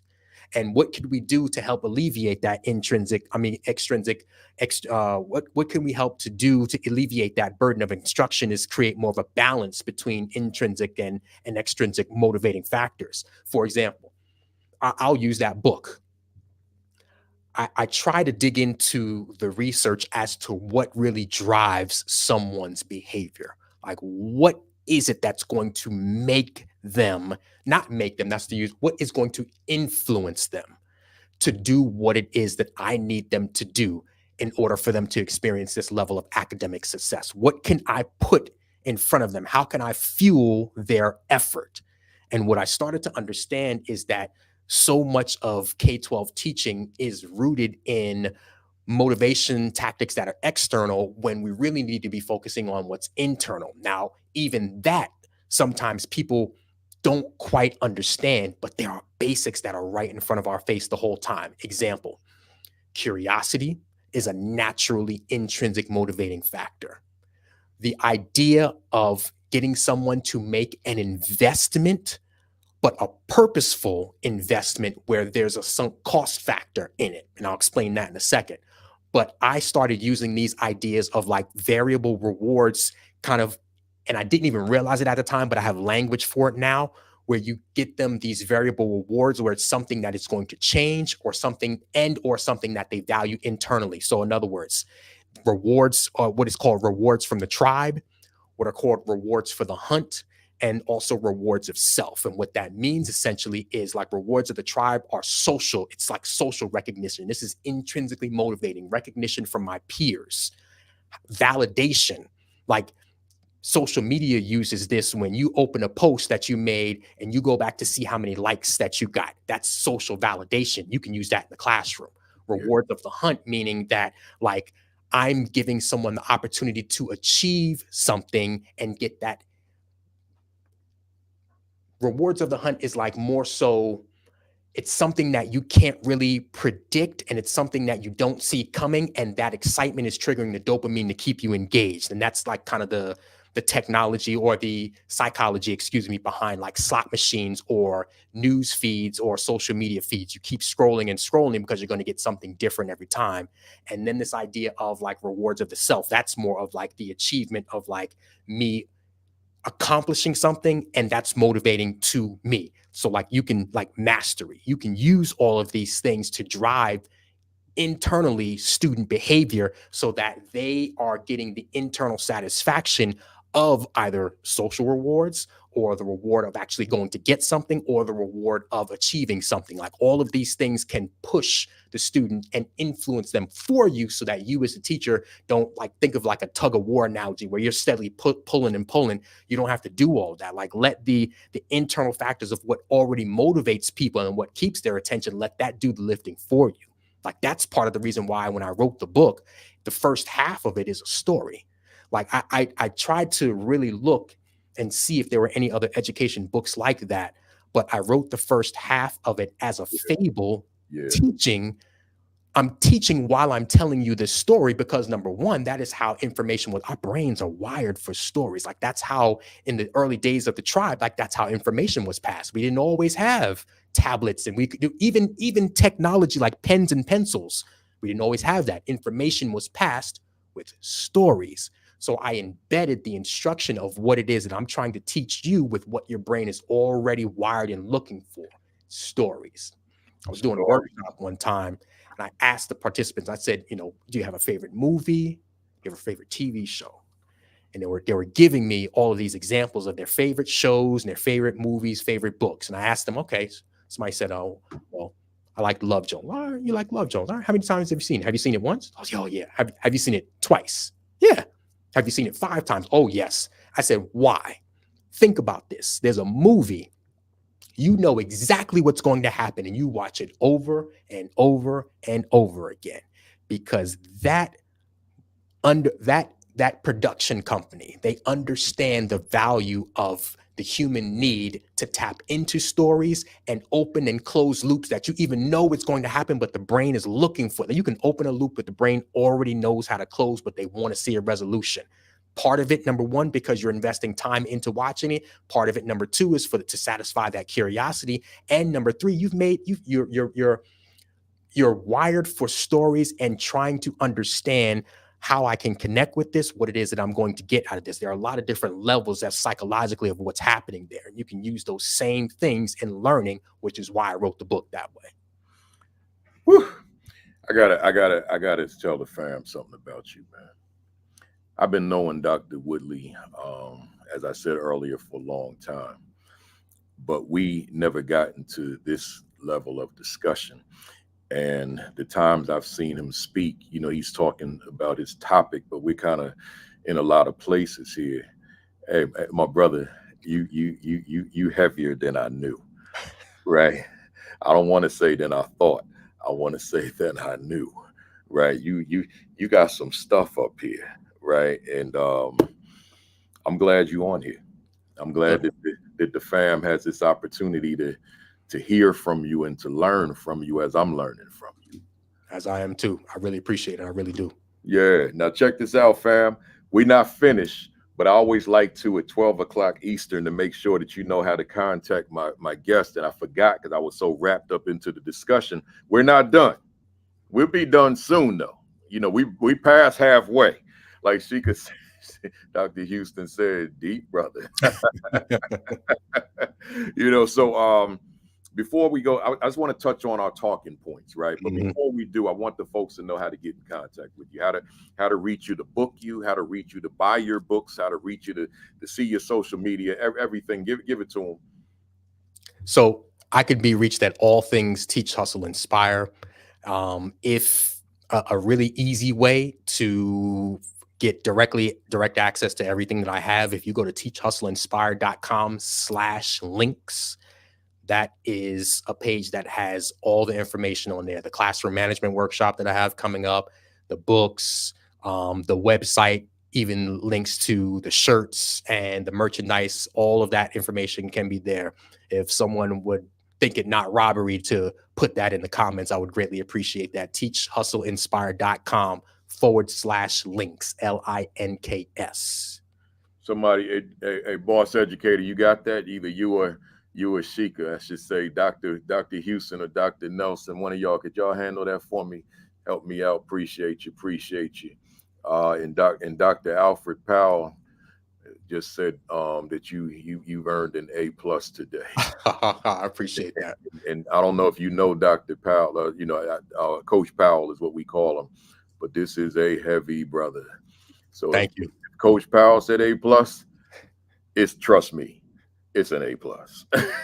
Respect. I listen, that means a great deal to me. And I will say this, and I don't, mean to interrupt your flow and everything, but like I don't take it lightly having the opportunity to engage in your platform, because and I'll say this publicly, because you are somebody who I have looked up to for a long time. I think I've shared this with you, but like you are somebody that is not just talking about the work, but you are doing the work. And I know, I can't say I think, I know for a fact that people do not understand what it takes to do even something like this, to prepare for and engage with this level of conversation and dialogue. It Yeah. is exhausting. Yeah. On top of the work that you already do, the books haven't stopped, the speaking engagements have only increased. So for you to continue to do this with the end goal of serving our babies, Yeah. you can't, I can't say thank you enough to that. So I wanted to make sure that I give you your flowers seriously, because what you're doing out here is, I don't even like, the remarkable is just what comes to mind, but that's not even a word that does it justice. I appreciate that, man. I appreciate it immensely. And since you brought it up, let me just share this with the fam, because I'm hoping that this inspires somebody else consistent with what you just said. My flight from I was going from Tampa to Baton Rouge. My flight was at 2 o'clock.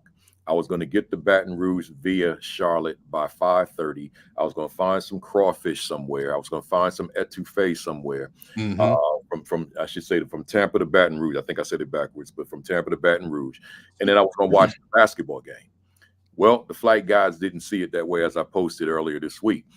And I didn't get it. They found me a flight, but I didn't get in until 1 o'clock Eastern time. So about midnight Central time. So they could only get me middle seats in the very back of the plane. Now I'm tall, y'all. So that means that the person's seat in front of me without reclining was on my knees, right? I hadn't done my agenda yet for today. So I'm on the plane with this seat on my knees, and the guy did recline, right? I got my computer on the tray. I got this is a hardcover book. So I got this out, and I got something else I had, and I was writing, and I got all that, and I'm trying to prepare on those 2 flights for today. And instead of sitting there trying to gruel out the discomfort that I had on that flight, because if it was United, that wouldn't have happened, but it was Delta. I don't have that kind of clout with Delta. I had to endure that, right? But Yes, I'm sir. saying that to say that when you on a mission, you're going to get it done. Whatever it takes, you're going to get it done. And then I had some time between flights. So, at Charlotte, they got the rocking chairs. So I'm sitting in the rocking chair, and I'm working on this agenda, y'all. I mean, whatever it takes. Plus, I still got my engagements to be prepared for. So I'm saying all that to say, yes, what Dr. Woodley just said, that it's a lot of work. But when you're passionate about what you do, it doesn't feel like work. You just get it done. You just get it done, right? So yeah, hey Sheik, I don't understand. Like I never recline in an airport chair because I know that person is sitting behind me. I just will not do it. It's a courtesy. I want to do it, but the courtesy is I'm not going to be laying on your knees behind me. So I just don't recline. One could say, but you paid for the seat. Yeah, but it's just the humanity in me. I'm not going to be laying on your knees back there. But I digress. Right. So anyway, let me put we're not leaving yet, y'all. Hang on for a second. Right. And my mother's sitting there. I know she's watching, and she's saying, yeah. And I talked to you on the phone right before you were supposed to board that plane, and you never told me what went down. I know what you're thinking, Ma. I know what you're thinking. You never told me what went down, and I found out that you had all that mess on Facebook. I know, Ma. I'm going to call you when I get off, though. Right? So anyway, Dr. Woodley, you gave me these 4. And the first one you said was, I know we probably talked about all of these. Foundational classroom management skills and strategies is one of your talking points, one of your passions. And you went on and I'll share this. It said this entails not only the importance of, but strategies on how to establish robust classroom foundation and set students up for success by effectively teaching rules, building structure with routines, as well as preventing and addressing minor student behavior. So in a nutshell, what are you saying with that one? What I'm saying essentially is creating a space for you to teach your best. Like in any system, there has to be structure and a foundation. Like the classroom, it operates as a system. Now there's variance within the system, but you have to have a certain foundation. I want to also go a little bit further and probably not the way that one might think when it comes to classroom management. And I'll say this because I know that there are a significant number of leaders.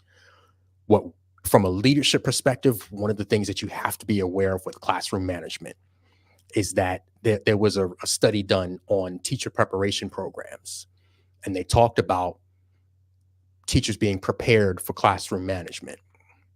You might be surprised, you might not, it just depends. Less than 4% of teacher preparation programs, students come out of there with the equivalent of one course load's worth of classroom management instruction, less than 4%.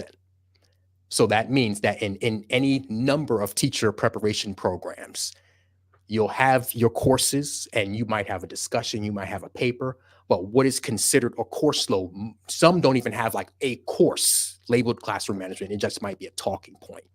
It might be a topic. You might read something in a book, a chapter, it might be assigned. But less than 4% actually have what is the equivalent of a course, one course in classroom management. If you've been teaching longer than 10 minutes, you know that if you don't have classroom management, you don't have nothing else. That's right. And so now as a leader, you have, number one, that's just people with traditional teacher preparation programs coming in there. So when they come into the classroom, what they're doing essentially is guessing. It's trial and error. A teacher that comes into the classroom, having been prepared with classroom management, will have the same level of experience and outcomes as a third-year teacher. Like a brand new teacher being prepared with classroom management will start at the place from day one as a third-year teacher. Like that is significant. And that's not even counting the teachers who do like teacher, what are those called? Career switcher programs, where you're skipping student teaching and you're getting just the bare minimum. You might get the pedagogy. Oh yeah. But you're not getting deep into that. You're not getting that instructional feedback. So it's just a means to get you into the learning environment as quickly as possible. And don't get me wrong, we need more people in the classroom, but we also need them to be prepared. And if you're a leader, you have to understand what it is that you're up against, because now you have people that are trying to instruct and teach the children who are our future, and we got to teach them well and let them lead the way, but you got to have classroom management skills. Yeah. Wow. You know, as you spoke, and particularly that one course in classroom management, I had to think about the leadership, and I'm not going to ask a question. I'm just going to make a statement. Hey, folks out there who are in leadership, which would be the majority of you, whether you be live or the ones who will see the video later, that has implications for you, because we're talking about, based on what Dr. Woodley shared, we're talking about a sizable number of new teachers that come into your school who are ill prepared to deal with the dynamics of a classroom outside of pedagogy. Mm-hmm. Right. So, therefore, who are you as coach? Right. Who are you as leader? Right. Who are you as facilitator to what happens in that classroom? That matters. You know, that deserves. Let me clean this off for my man Josh. Get on me. That it still ain't where it needs to be, but that deserves the mirror to come up, right? Mm-hmm. In terms of just who are we relative to that job embedded professional learning that occurs in school between leader and teacher, that collegial relationship for a teacher that may be ill prepared to manage a classroom, not to mention to influence a culture that's conducive to young people engaging the way that you would want them to engage. Mm-hmm. That matters, folks. Let me go to this second one, because we're not going to hold y'all, man. Y'all stick around with me for a minute now. Let me go to this second one. You said powerful strategies for dynamic teacher to student influence. I won't read it, because you got it. Mm-hmm. What are you sharing with us? Unless you want me to. No, it's okay. I'll basically, this goes back to what I mentioned before in regards to understanding the power, and I use that word with intention, the power of your influence or lack thereof. If you understand what your students are coming into your classroom with or without, they're coming without some of the social skills that they need. They're coming without a lot of times the motivation that they need, especially if you're teaching in a community that has been underserved, underprivileged, underloved, whatever they may be. You're also dealing with students who have likely not had a good experience with education before they got to you. So they're already coming up with a wall. And you have to know, you have to, number one, see that that wall is there and understand it is your responsibility to lower that barrier without lowering the bar. I need to say that again because it's that important. Those students are going to come to you with barriers made of brick walls.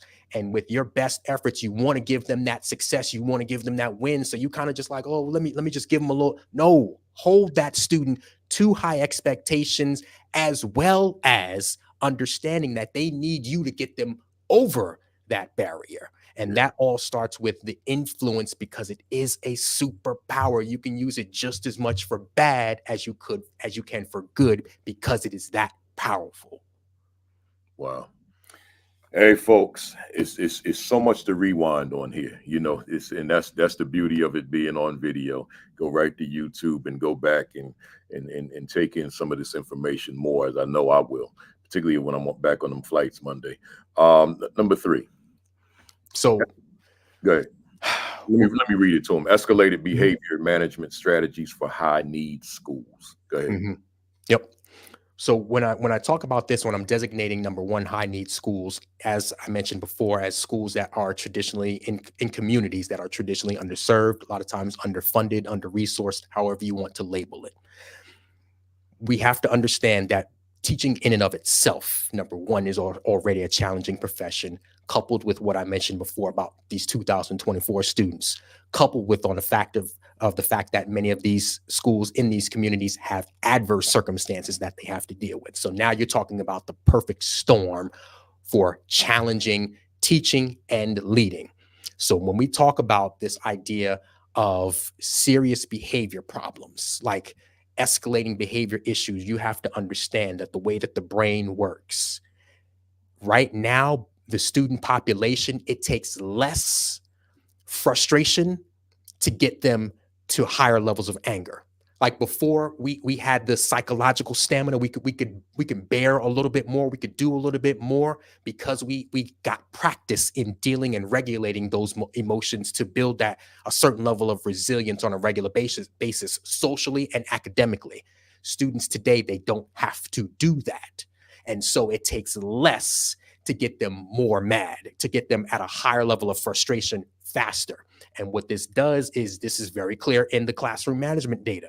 What you have to understand is what it is that you're working with and how the brain works. And when that student is in that part of the lower brain, there is no logic that is happening right there. You have to understand that that student is operating from a place of defense, and they don't have time for the square root of that's not what they're thinking about. They're worried about protecting themselves. You have to understand what it is that you're working with, and understanding what it takes to get that student out of that state as quickly as possible back to a state where they can think and reconnect with you, so that you can get them back to a state of learning. Because sometimes we just try to act like those things didn't happen, or we try to dismiss student emotions. We have to help build their resilience. We have to help build their psychological stamina, so that they can learn to sit with those emotions that they have. They're not going anywhere. They just have to learn how to deal with them. Wow. Yeah, got to learn how to manage it. It's not, hey, somebody out there, here you are in that leadership capacity. And that student that Dr. Woodley just described, you know that student. We all know that student. And as he just said, those emotions, they're not going anywhere. They're not going to magically disappear, right? So what then, therefore, leader, what is your role as it relates to that teacher? I'm not even talking about you, the student, but you, the teacher, to help teacher to be able to engage that youngster, so that ultimately I can get you back to where you need to be. Because I can't get rid of the emotion, but I can help you to manage it, right? To deal with it, right? Where are you? Who are you in that relationship, in that regard, with the teachers that you supervise? That matters, right? Or even beyond the teachers that you supervise in this regard. We got one more, and then we're going to tell you how to, once again, connect with Dr. Woodley, and also how to get those shirts. So those of you that logged on late, you know, the Teach, Hustle, Inspire t-shirts, hoodies, They come in all different colors and so forth, and we'll show you. We'll talk about how you get those. So let me put this one more up, and then we'll get to that. Here we go. The art and science of transformational instruction in urban schools. There's two things to this. Number one, a lot of times with instruction, we have our standards and objectives. And many times instruction is happening without really understanding what that question is really, or what that standard is really asking that student to do from a performance perspective. Breaking down from a cognitive load aspect of what is the expected performance of that student. Because if I'm teaching my student to understand a specific concept at simply like that lower knowledge level, but they're being asked to demonstrate proficiency on an application level, those are extremely different cognitive demands. And so while on the surface, it might look like you taught them a perimeter, it might look like you gave them and they're proficient in the stages of the life cycle of the pumpkin. When they're assessed on that, the level at which they have to demonstrate their understanding of that may not match your level of instruction. That's number one. That's number one, recognizing that there's a different cognitive load, but then also number two, understanding that you trying to get them that win at that lower level of cognitive demonstration is not helping them. That's lowering the bar. Number two, the second part of that, if you will, is we have to make sure that we are understanding how the brain actually works and retains information. One of the fastest ways, on top of when you have that structure from that solid classroom management and you've built that solid connection with your students and you're trying to get that state standard into that student's prefrontal cortex right here, one of the easiest and the fastest ways is to connect it to something that they already know. Now, the misconception about that a lot of times is, and this is kind of where the lines get blurred as far as knowing who it is that you serve. Because yes, you have to know who it is that you serve and how they make sense of the world. And that can most definitely help you connect what it is that you're trying to teach to something that they already know. But there's an even better way, is to use metaphors. Like, if I'm going to teach you something, I'm going to do what it is that I can to make it a metaphor, because that is something that your brain can anchor it to. And then from there, I'm going to now make this instruction more engaging by understanding how I need to get your focus and how I'm going to teach that. Maintain that focus. Then after that, that's only part of the battle. Because if I can get a student to anchor it to something that they already understand with a metaphor, and if I can get them create an environment with a motivating factor for them to sustain their engagement, I have to now create the conditions for that information to process, and understanding that the more time that I allow with spaced repetition and retrieval, that's going to formulate and solidify some of those neurons to create a stronger path for them to get that information back later. And that idea of retrieval, sometimes I get mad when I think about this, but then I understand it now. We are taught that we have to get information in our students' brains, but what's not emphasized enough is you got to also get it out. And that's a skill. So yes, I'm going to teach you this concept, but I also have to help you practice going to get that information so that you can demonstrate what I worked so hard to teach you, going back to that concept of alleviating the burden of instruction. Folks out there, you understand that this has been a master class, right? This is this information is powerful. I'm not only the host, I'm a learner every week, and I'm gonna have to go back on this one, on these flights this week. I got to go back and listen to a lot of what Dr. Woodley has said, because he's teaching hard, as they say. That's what he's doing. He's teaching hard. And I'm an auditory learner, and a lot of this it's too much for me to process in real time and try to manage this platform at the same time, right? So, because I'm reading your comments and posting, so now I got to go back, and I'm saying this to be instructive, and now I got to process a lot of what he said, because this is just a powerful session. It's powerful stuff. This is a master class, and as Raina just said, it's a master class indeed. I appreciate you. Let's go to our BAM impact questions. Mm-hmm. Let me clear my screen here, And here we go. No, that's not quite where I am yet. Let me get here one more time. Here we go. One word answer if need be, one sentence. But if Hmm. you feel like you're inserting commas, you've gone too far. Right. So here we go. All right. Is education on the right path for underserved children in America? No, Are you optimistic about the educational prospects for the masses of Black and brown students in America today? because of what I'm doing, very. Can true equity occur in America's schools for Black, brown, and other underserved students? Can it? Yes. Will it? I doubt it. Does Dr. Shaun Woodley's work contribute to the progress we desperately need? Heck yeah. I'll reserve my. Yeah. Heck yeah. If you could do a reset on your life, would your line of work be different or the same? Exactly the same. Why do you continue to do this work? Because I know that it is going to change someone's life, and that's what I'm put on this earth to do. What fires you up within the work that you do? Because I'm going to change someone's life, and that's what I'm put on this earth to do. And what do you absolutely love about this work? Because I get to change lives, and it's what I'm put on this earth to do. I love it. I love it. What do you dislike about this work? Not enough time in the day. What has been your greatest victory in this work? The emails and the testimonials that I get from teachers who have implemented the strategies and how it's helping their students, how they can see the fruits of their labor. Love it. What was your greatest mistake in this work? That's a good question. I don't know. But there have all been things that I've learned from trying to do too much for too many, trying to, I usually focus on classroom management and brain-based student engagement, but then also I could do restorative justice. I can also do, but like having too wide of a scope limits my impact. I understand completely.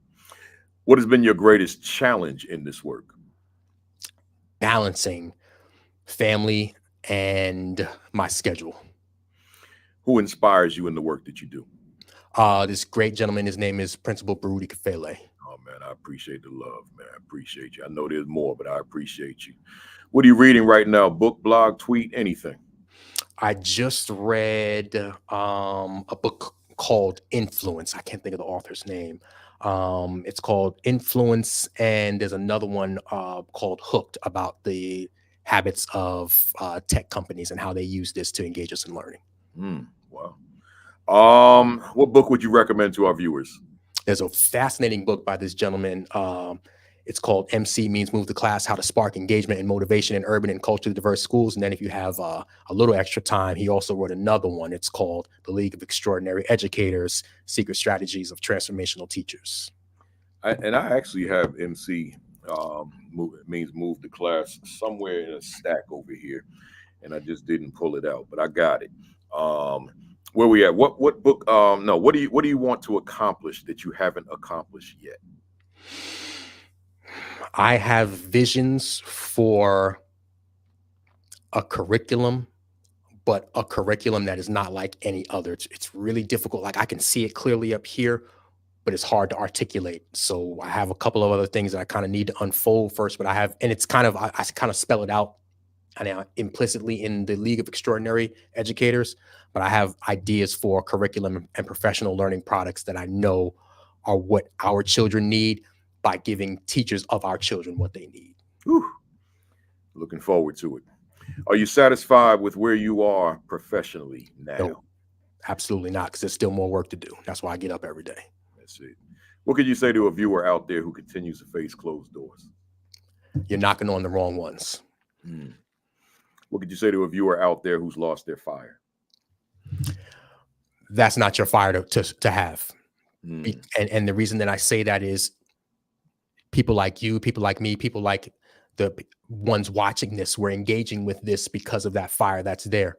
There is nothing, literally, there's no failure. There is no obstacle. There's no closed door that would keep me from this. Like the fire it's not even like, you know how those blue flames are more, they burn hotter than a regular orange. Like there's a blue flame that you literally you could not do anything to blow it out. And so if someone has lost their flame for it, I might argue that that's not your flame to ignite in the first place. And Wow. maybe perhaps you might need to explore other options. Wow. Wow. And finally, if Dr. Shaun Woodly was a word in a dictionary, what would be your definition? My definition would be someone who is out here to do the best that he can as a man, as a husband, and as an educator to redefine what teaching and learning looks like in urban and culturally diverse schools, so that the extraordinary gift that we've been given, that is education, unlocks the limitless potential of each and every baby that sits in front of us each and every day, regardless of their circumstances. Whew. That's what the definition would be. I love it. I love it. Look here, fam. I know that the fam out there, when I say fam, I'm talking about the ones who are part of this family. You already know how we applaud our guests because you've already started, and I appreciate you every week when you start that off before I even say it.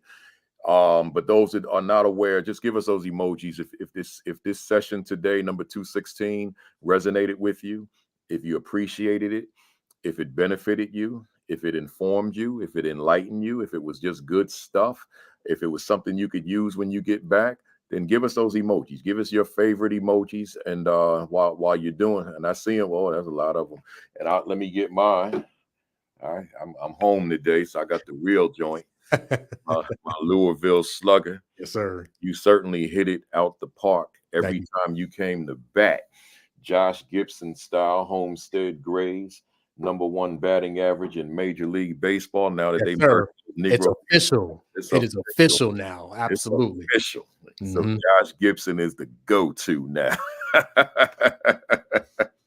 I ain't gonna preach y'all because y'all know good stuff.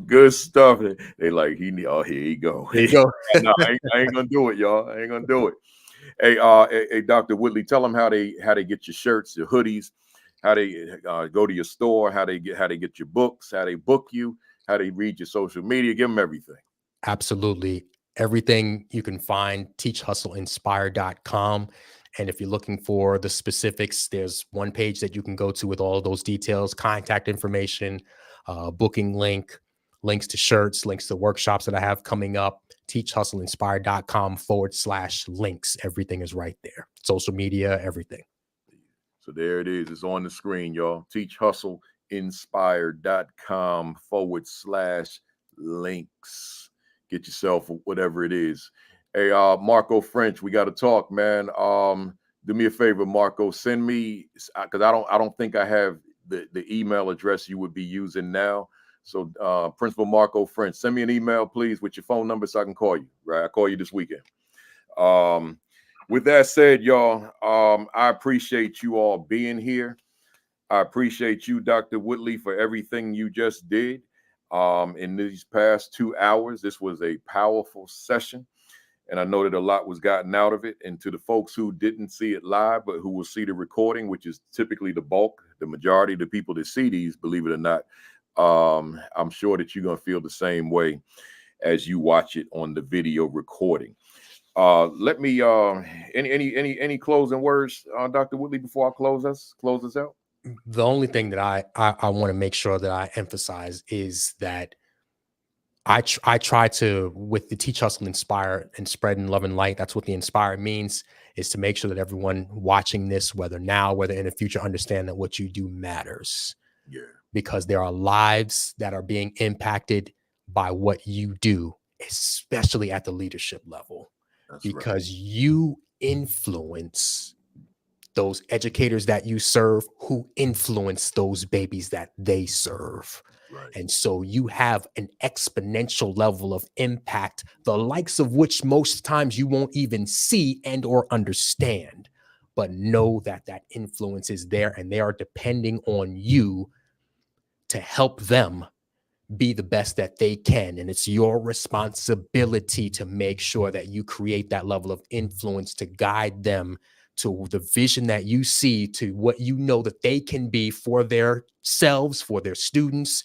Guide them and understand that you can do that. And you have that level of influence. You can do that. You should do that. You will do that. You probably are doing that. As a matter of fact, no, let me remove that. Probably you are doing that. Continue to do that, and know that your work is not going in vain. And if no one has told you thank you, I will tell you. I'm looking right into the camera when I say thank you. Ooh, powerful, powerful stuff. And I thank you. Great stuff. And I see a lot of people writing on here, masterclass, man. Good stuff. Hey, Doc, stay on after I go off, right? Okay. Hey, folks, to the fam out there, appreciate you every week. 216 weeks strong. I don't know where they went. I don't even know how I did it. 216 consecutive weeks. And now we going into number 217 next week. And that's why I got this crazy summer schedule, but we're going to get through it. We're going to get through it. I love what I do. You know, next week, I got this young lady for week number 217. Her name is Melanie Matthews Calhoun. I met her about a year ago at the SREB conference, Making Schools Work conference. And I learned about her. She's she told me, and then I researched her. She's a literacy coach extraordinaire, right? Literacy coach extraordinary. So you'll remember I brought on Nicole Turner for the second time about 3 or 4 weeks ago, and she talked about instructional coaching. So now we're going to get this same instructional coaching again, because we can never exhaust that topic, but this is going to be through a literacy lens. So I want you to tune in, want you to tell somebody. We're gonna have another powerful session next week, 217, on instructional coaching, but on the literacy side. That's Melanie Matthews Calhoun. Then next Saturday, Facebook Live, 10 o'clock, Shaun Hurt, followed by Create and Educate with Dr. Sheikah Houston and Dr. Tammy Taylor, 10:30, followed by myself at 10:55. And then on Sunday, PDP podcast with Josh Tovar, Sunday, 5 o'clock Eastern. It's been hard for me to catch him because I'm, Sunday's flying day, but I think I'm gonna be good tomorrow, Josh. So I'll be on. School Leadership Institute with Principal Kafele, July 9 and 10 in Houston. Go to principalkafele.com, scroll down to the announcements, click the link. Join me in Houston, July 9 and 10 at the School Leadership Institute with Principal Kafele. Then come back to Houston the next week, July 18 and 21 with the Black Educators Rock Conference. That's at rockconference.org. And just a whole lot of folks that were on this thread today will be presenting. So make sure that you come on out to Houston and be with us for those 4 days. I'll be doing a leadership summit on the last day, the 21st, that's Sunday. So come on out there and be with us. My books, once again, leadership books, Is My School a Better School Because I Lead It? The Aspiring Principal 50, the Principal 50, the Assistant Principal Identity, my newest, and the one that corresponds with this platform, the Assistant Principal 50. So if you don't have a copy, go to Amazon right now and get yourself a copy, or wherever you buy your books, it should be there. Get your copy. But this, even though this Assistant Principal Identity, which you see behind me, is my newest, this is the book that should not, and I'll say this, I'm not going to keep y'all on here. No graduate school program should be graduating grad students into the principalship without reading this book on the assistant principalship. We're putting grad students through 2 years of a master's program for a position that they're not going to land right away, right? So by the time they become a principal, all they learn from you probably is forgotten. I'm saying that this should be a staple in any education administration graduate school program for an aspiring administrator. They got to learn the assistant principalship. So that's what this is all about. And then that new one, I'm going to keep talking about it. What is my value to the teachers that I supervise? Coming out not till December, but we creating that buzz right now. So Right now, the time it comes, y'all going to be ready for that, because we talk leadership. There you go. And congratulations to you on that, by the way.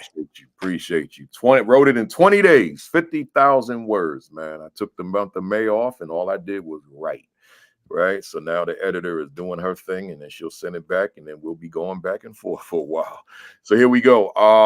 Subscribe to the AP and New Principals Academy YouTube channel. We had 21,300. Wow.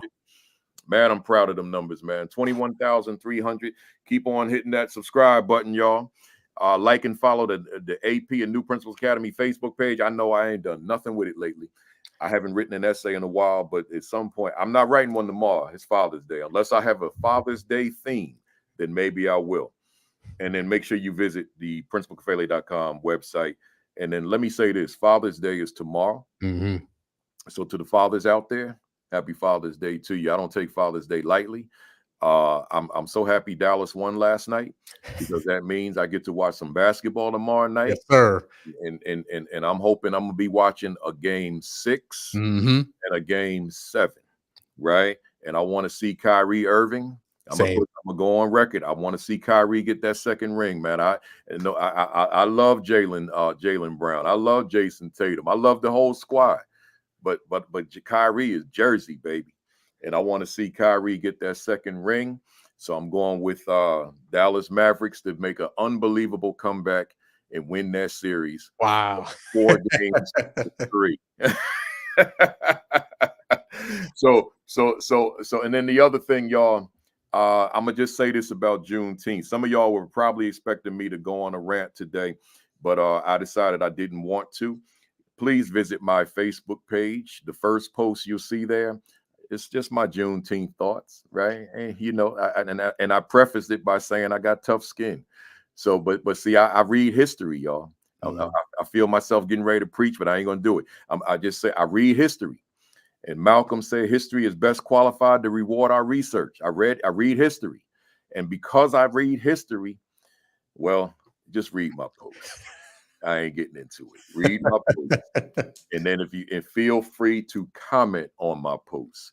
And those of you who are celebrants of Juneteenth, I ain't trying to I'm not trying to douse your fire as it relates to Juneteenth. I just want you to read my comments. And if there's anything if you want to respond, please feel free to do so. Just keep it classy. And then we could talk about it. But make sure that you read that. That's important. That's an important read, that post I wrote this morning as it relates to Juneteenth. Other than that, your diet, exercise, and virus precautions. Make sure that you're taking care of yourselves, folks. Mm-hmm. I was out there yesterday. They said there was going to be a storm here. We never got it. But I got out there and did that time before that storm happened, and it didn't happen. But in doing so, I set some new records for myself because I was trying to beat the storm. The storm never came, but then when I looked at my clock on my phone, I said, wow, you never went this fast before. Wow. So I said, okay, so threaten me with a storm. Threaten me with a storm, and I'll go beyond expectation, right? There you go. And see, I don't want to jump. Let me just. That's a whole. Somebody's gonna miss that. Somebody's gonna. Never mind. Go ahead and finish. Wrap it up. You absolutely right, man. Somebody gonna miss that. Right. So maybe that'll be next week's commentary, right? So hey y'all, I appreciate y'all. Let me let you go. Have a great week. Have an extraordinary week. Have your best week yet. Peace. Flip it backwards. Peace. Thumbs up. Cock that fist back. Count to 3. 1, 2, 3. Bam! That's it, y'all. I see you next Saturday, and you always appreciate it.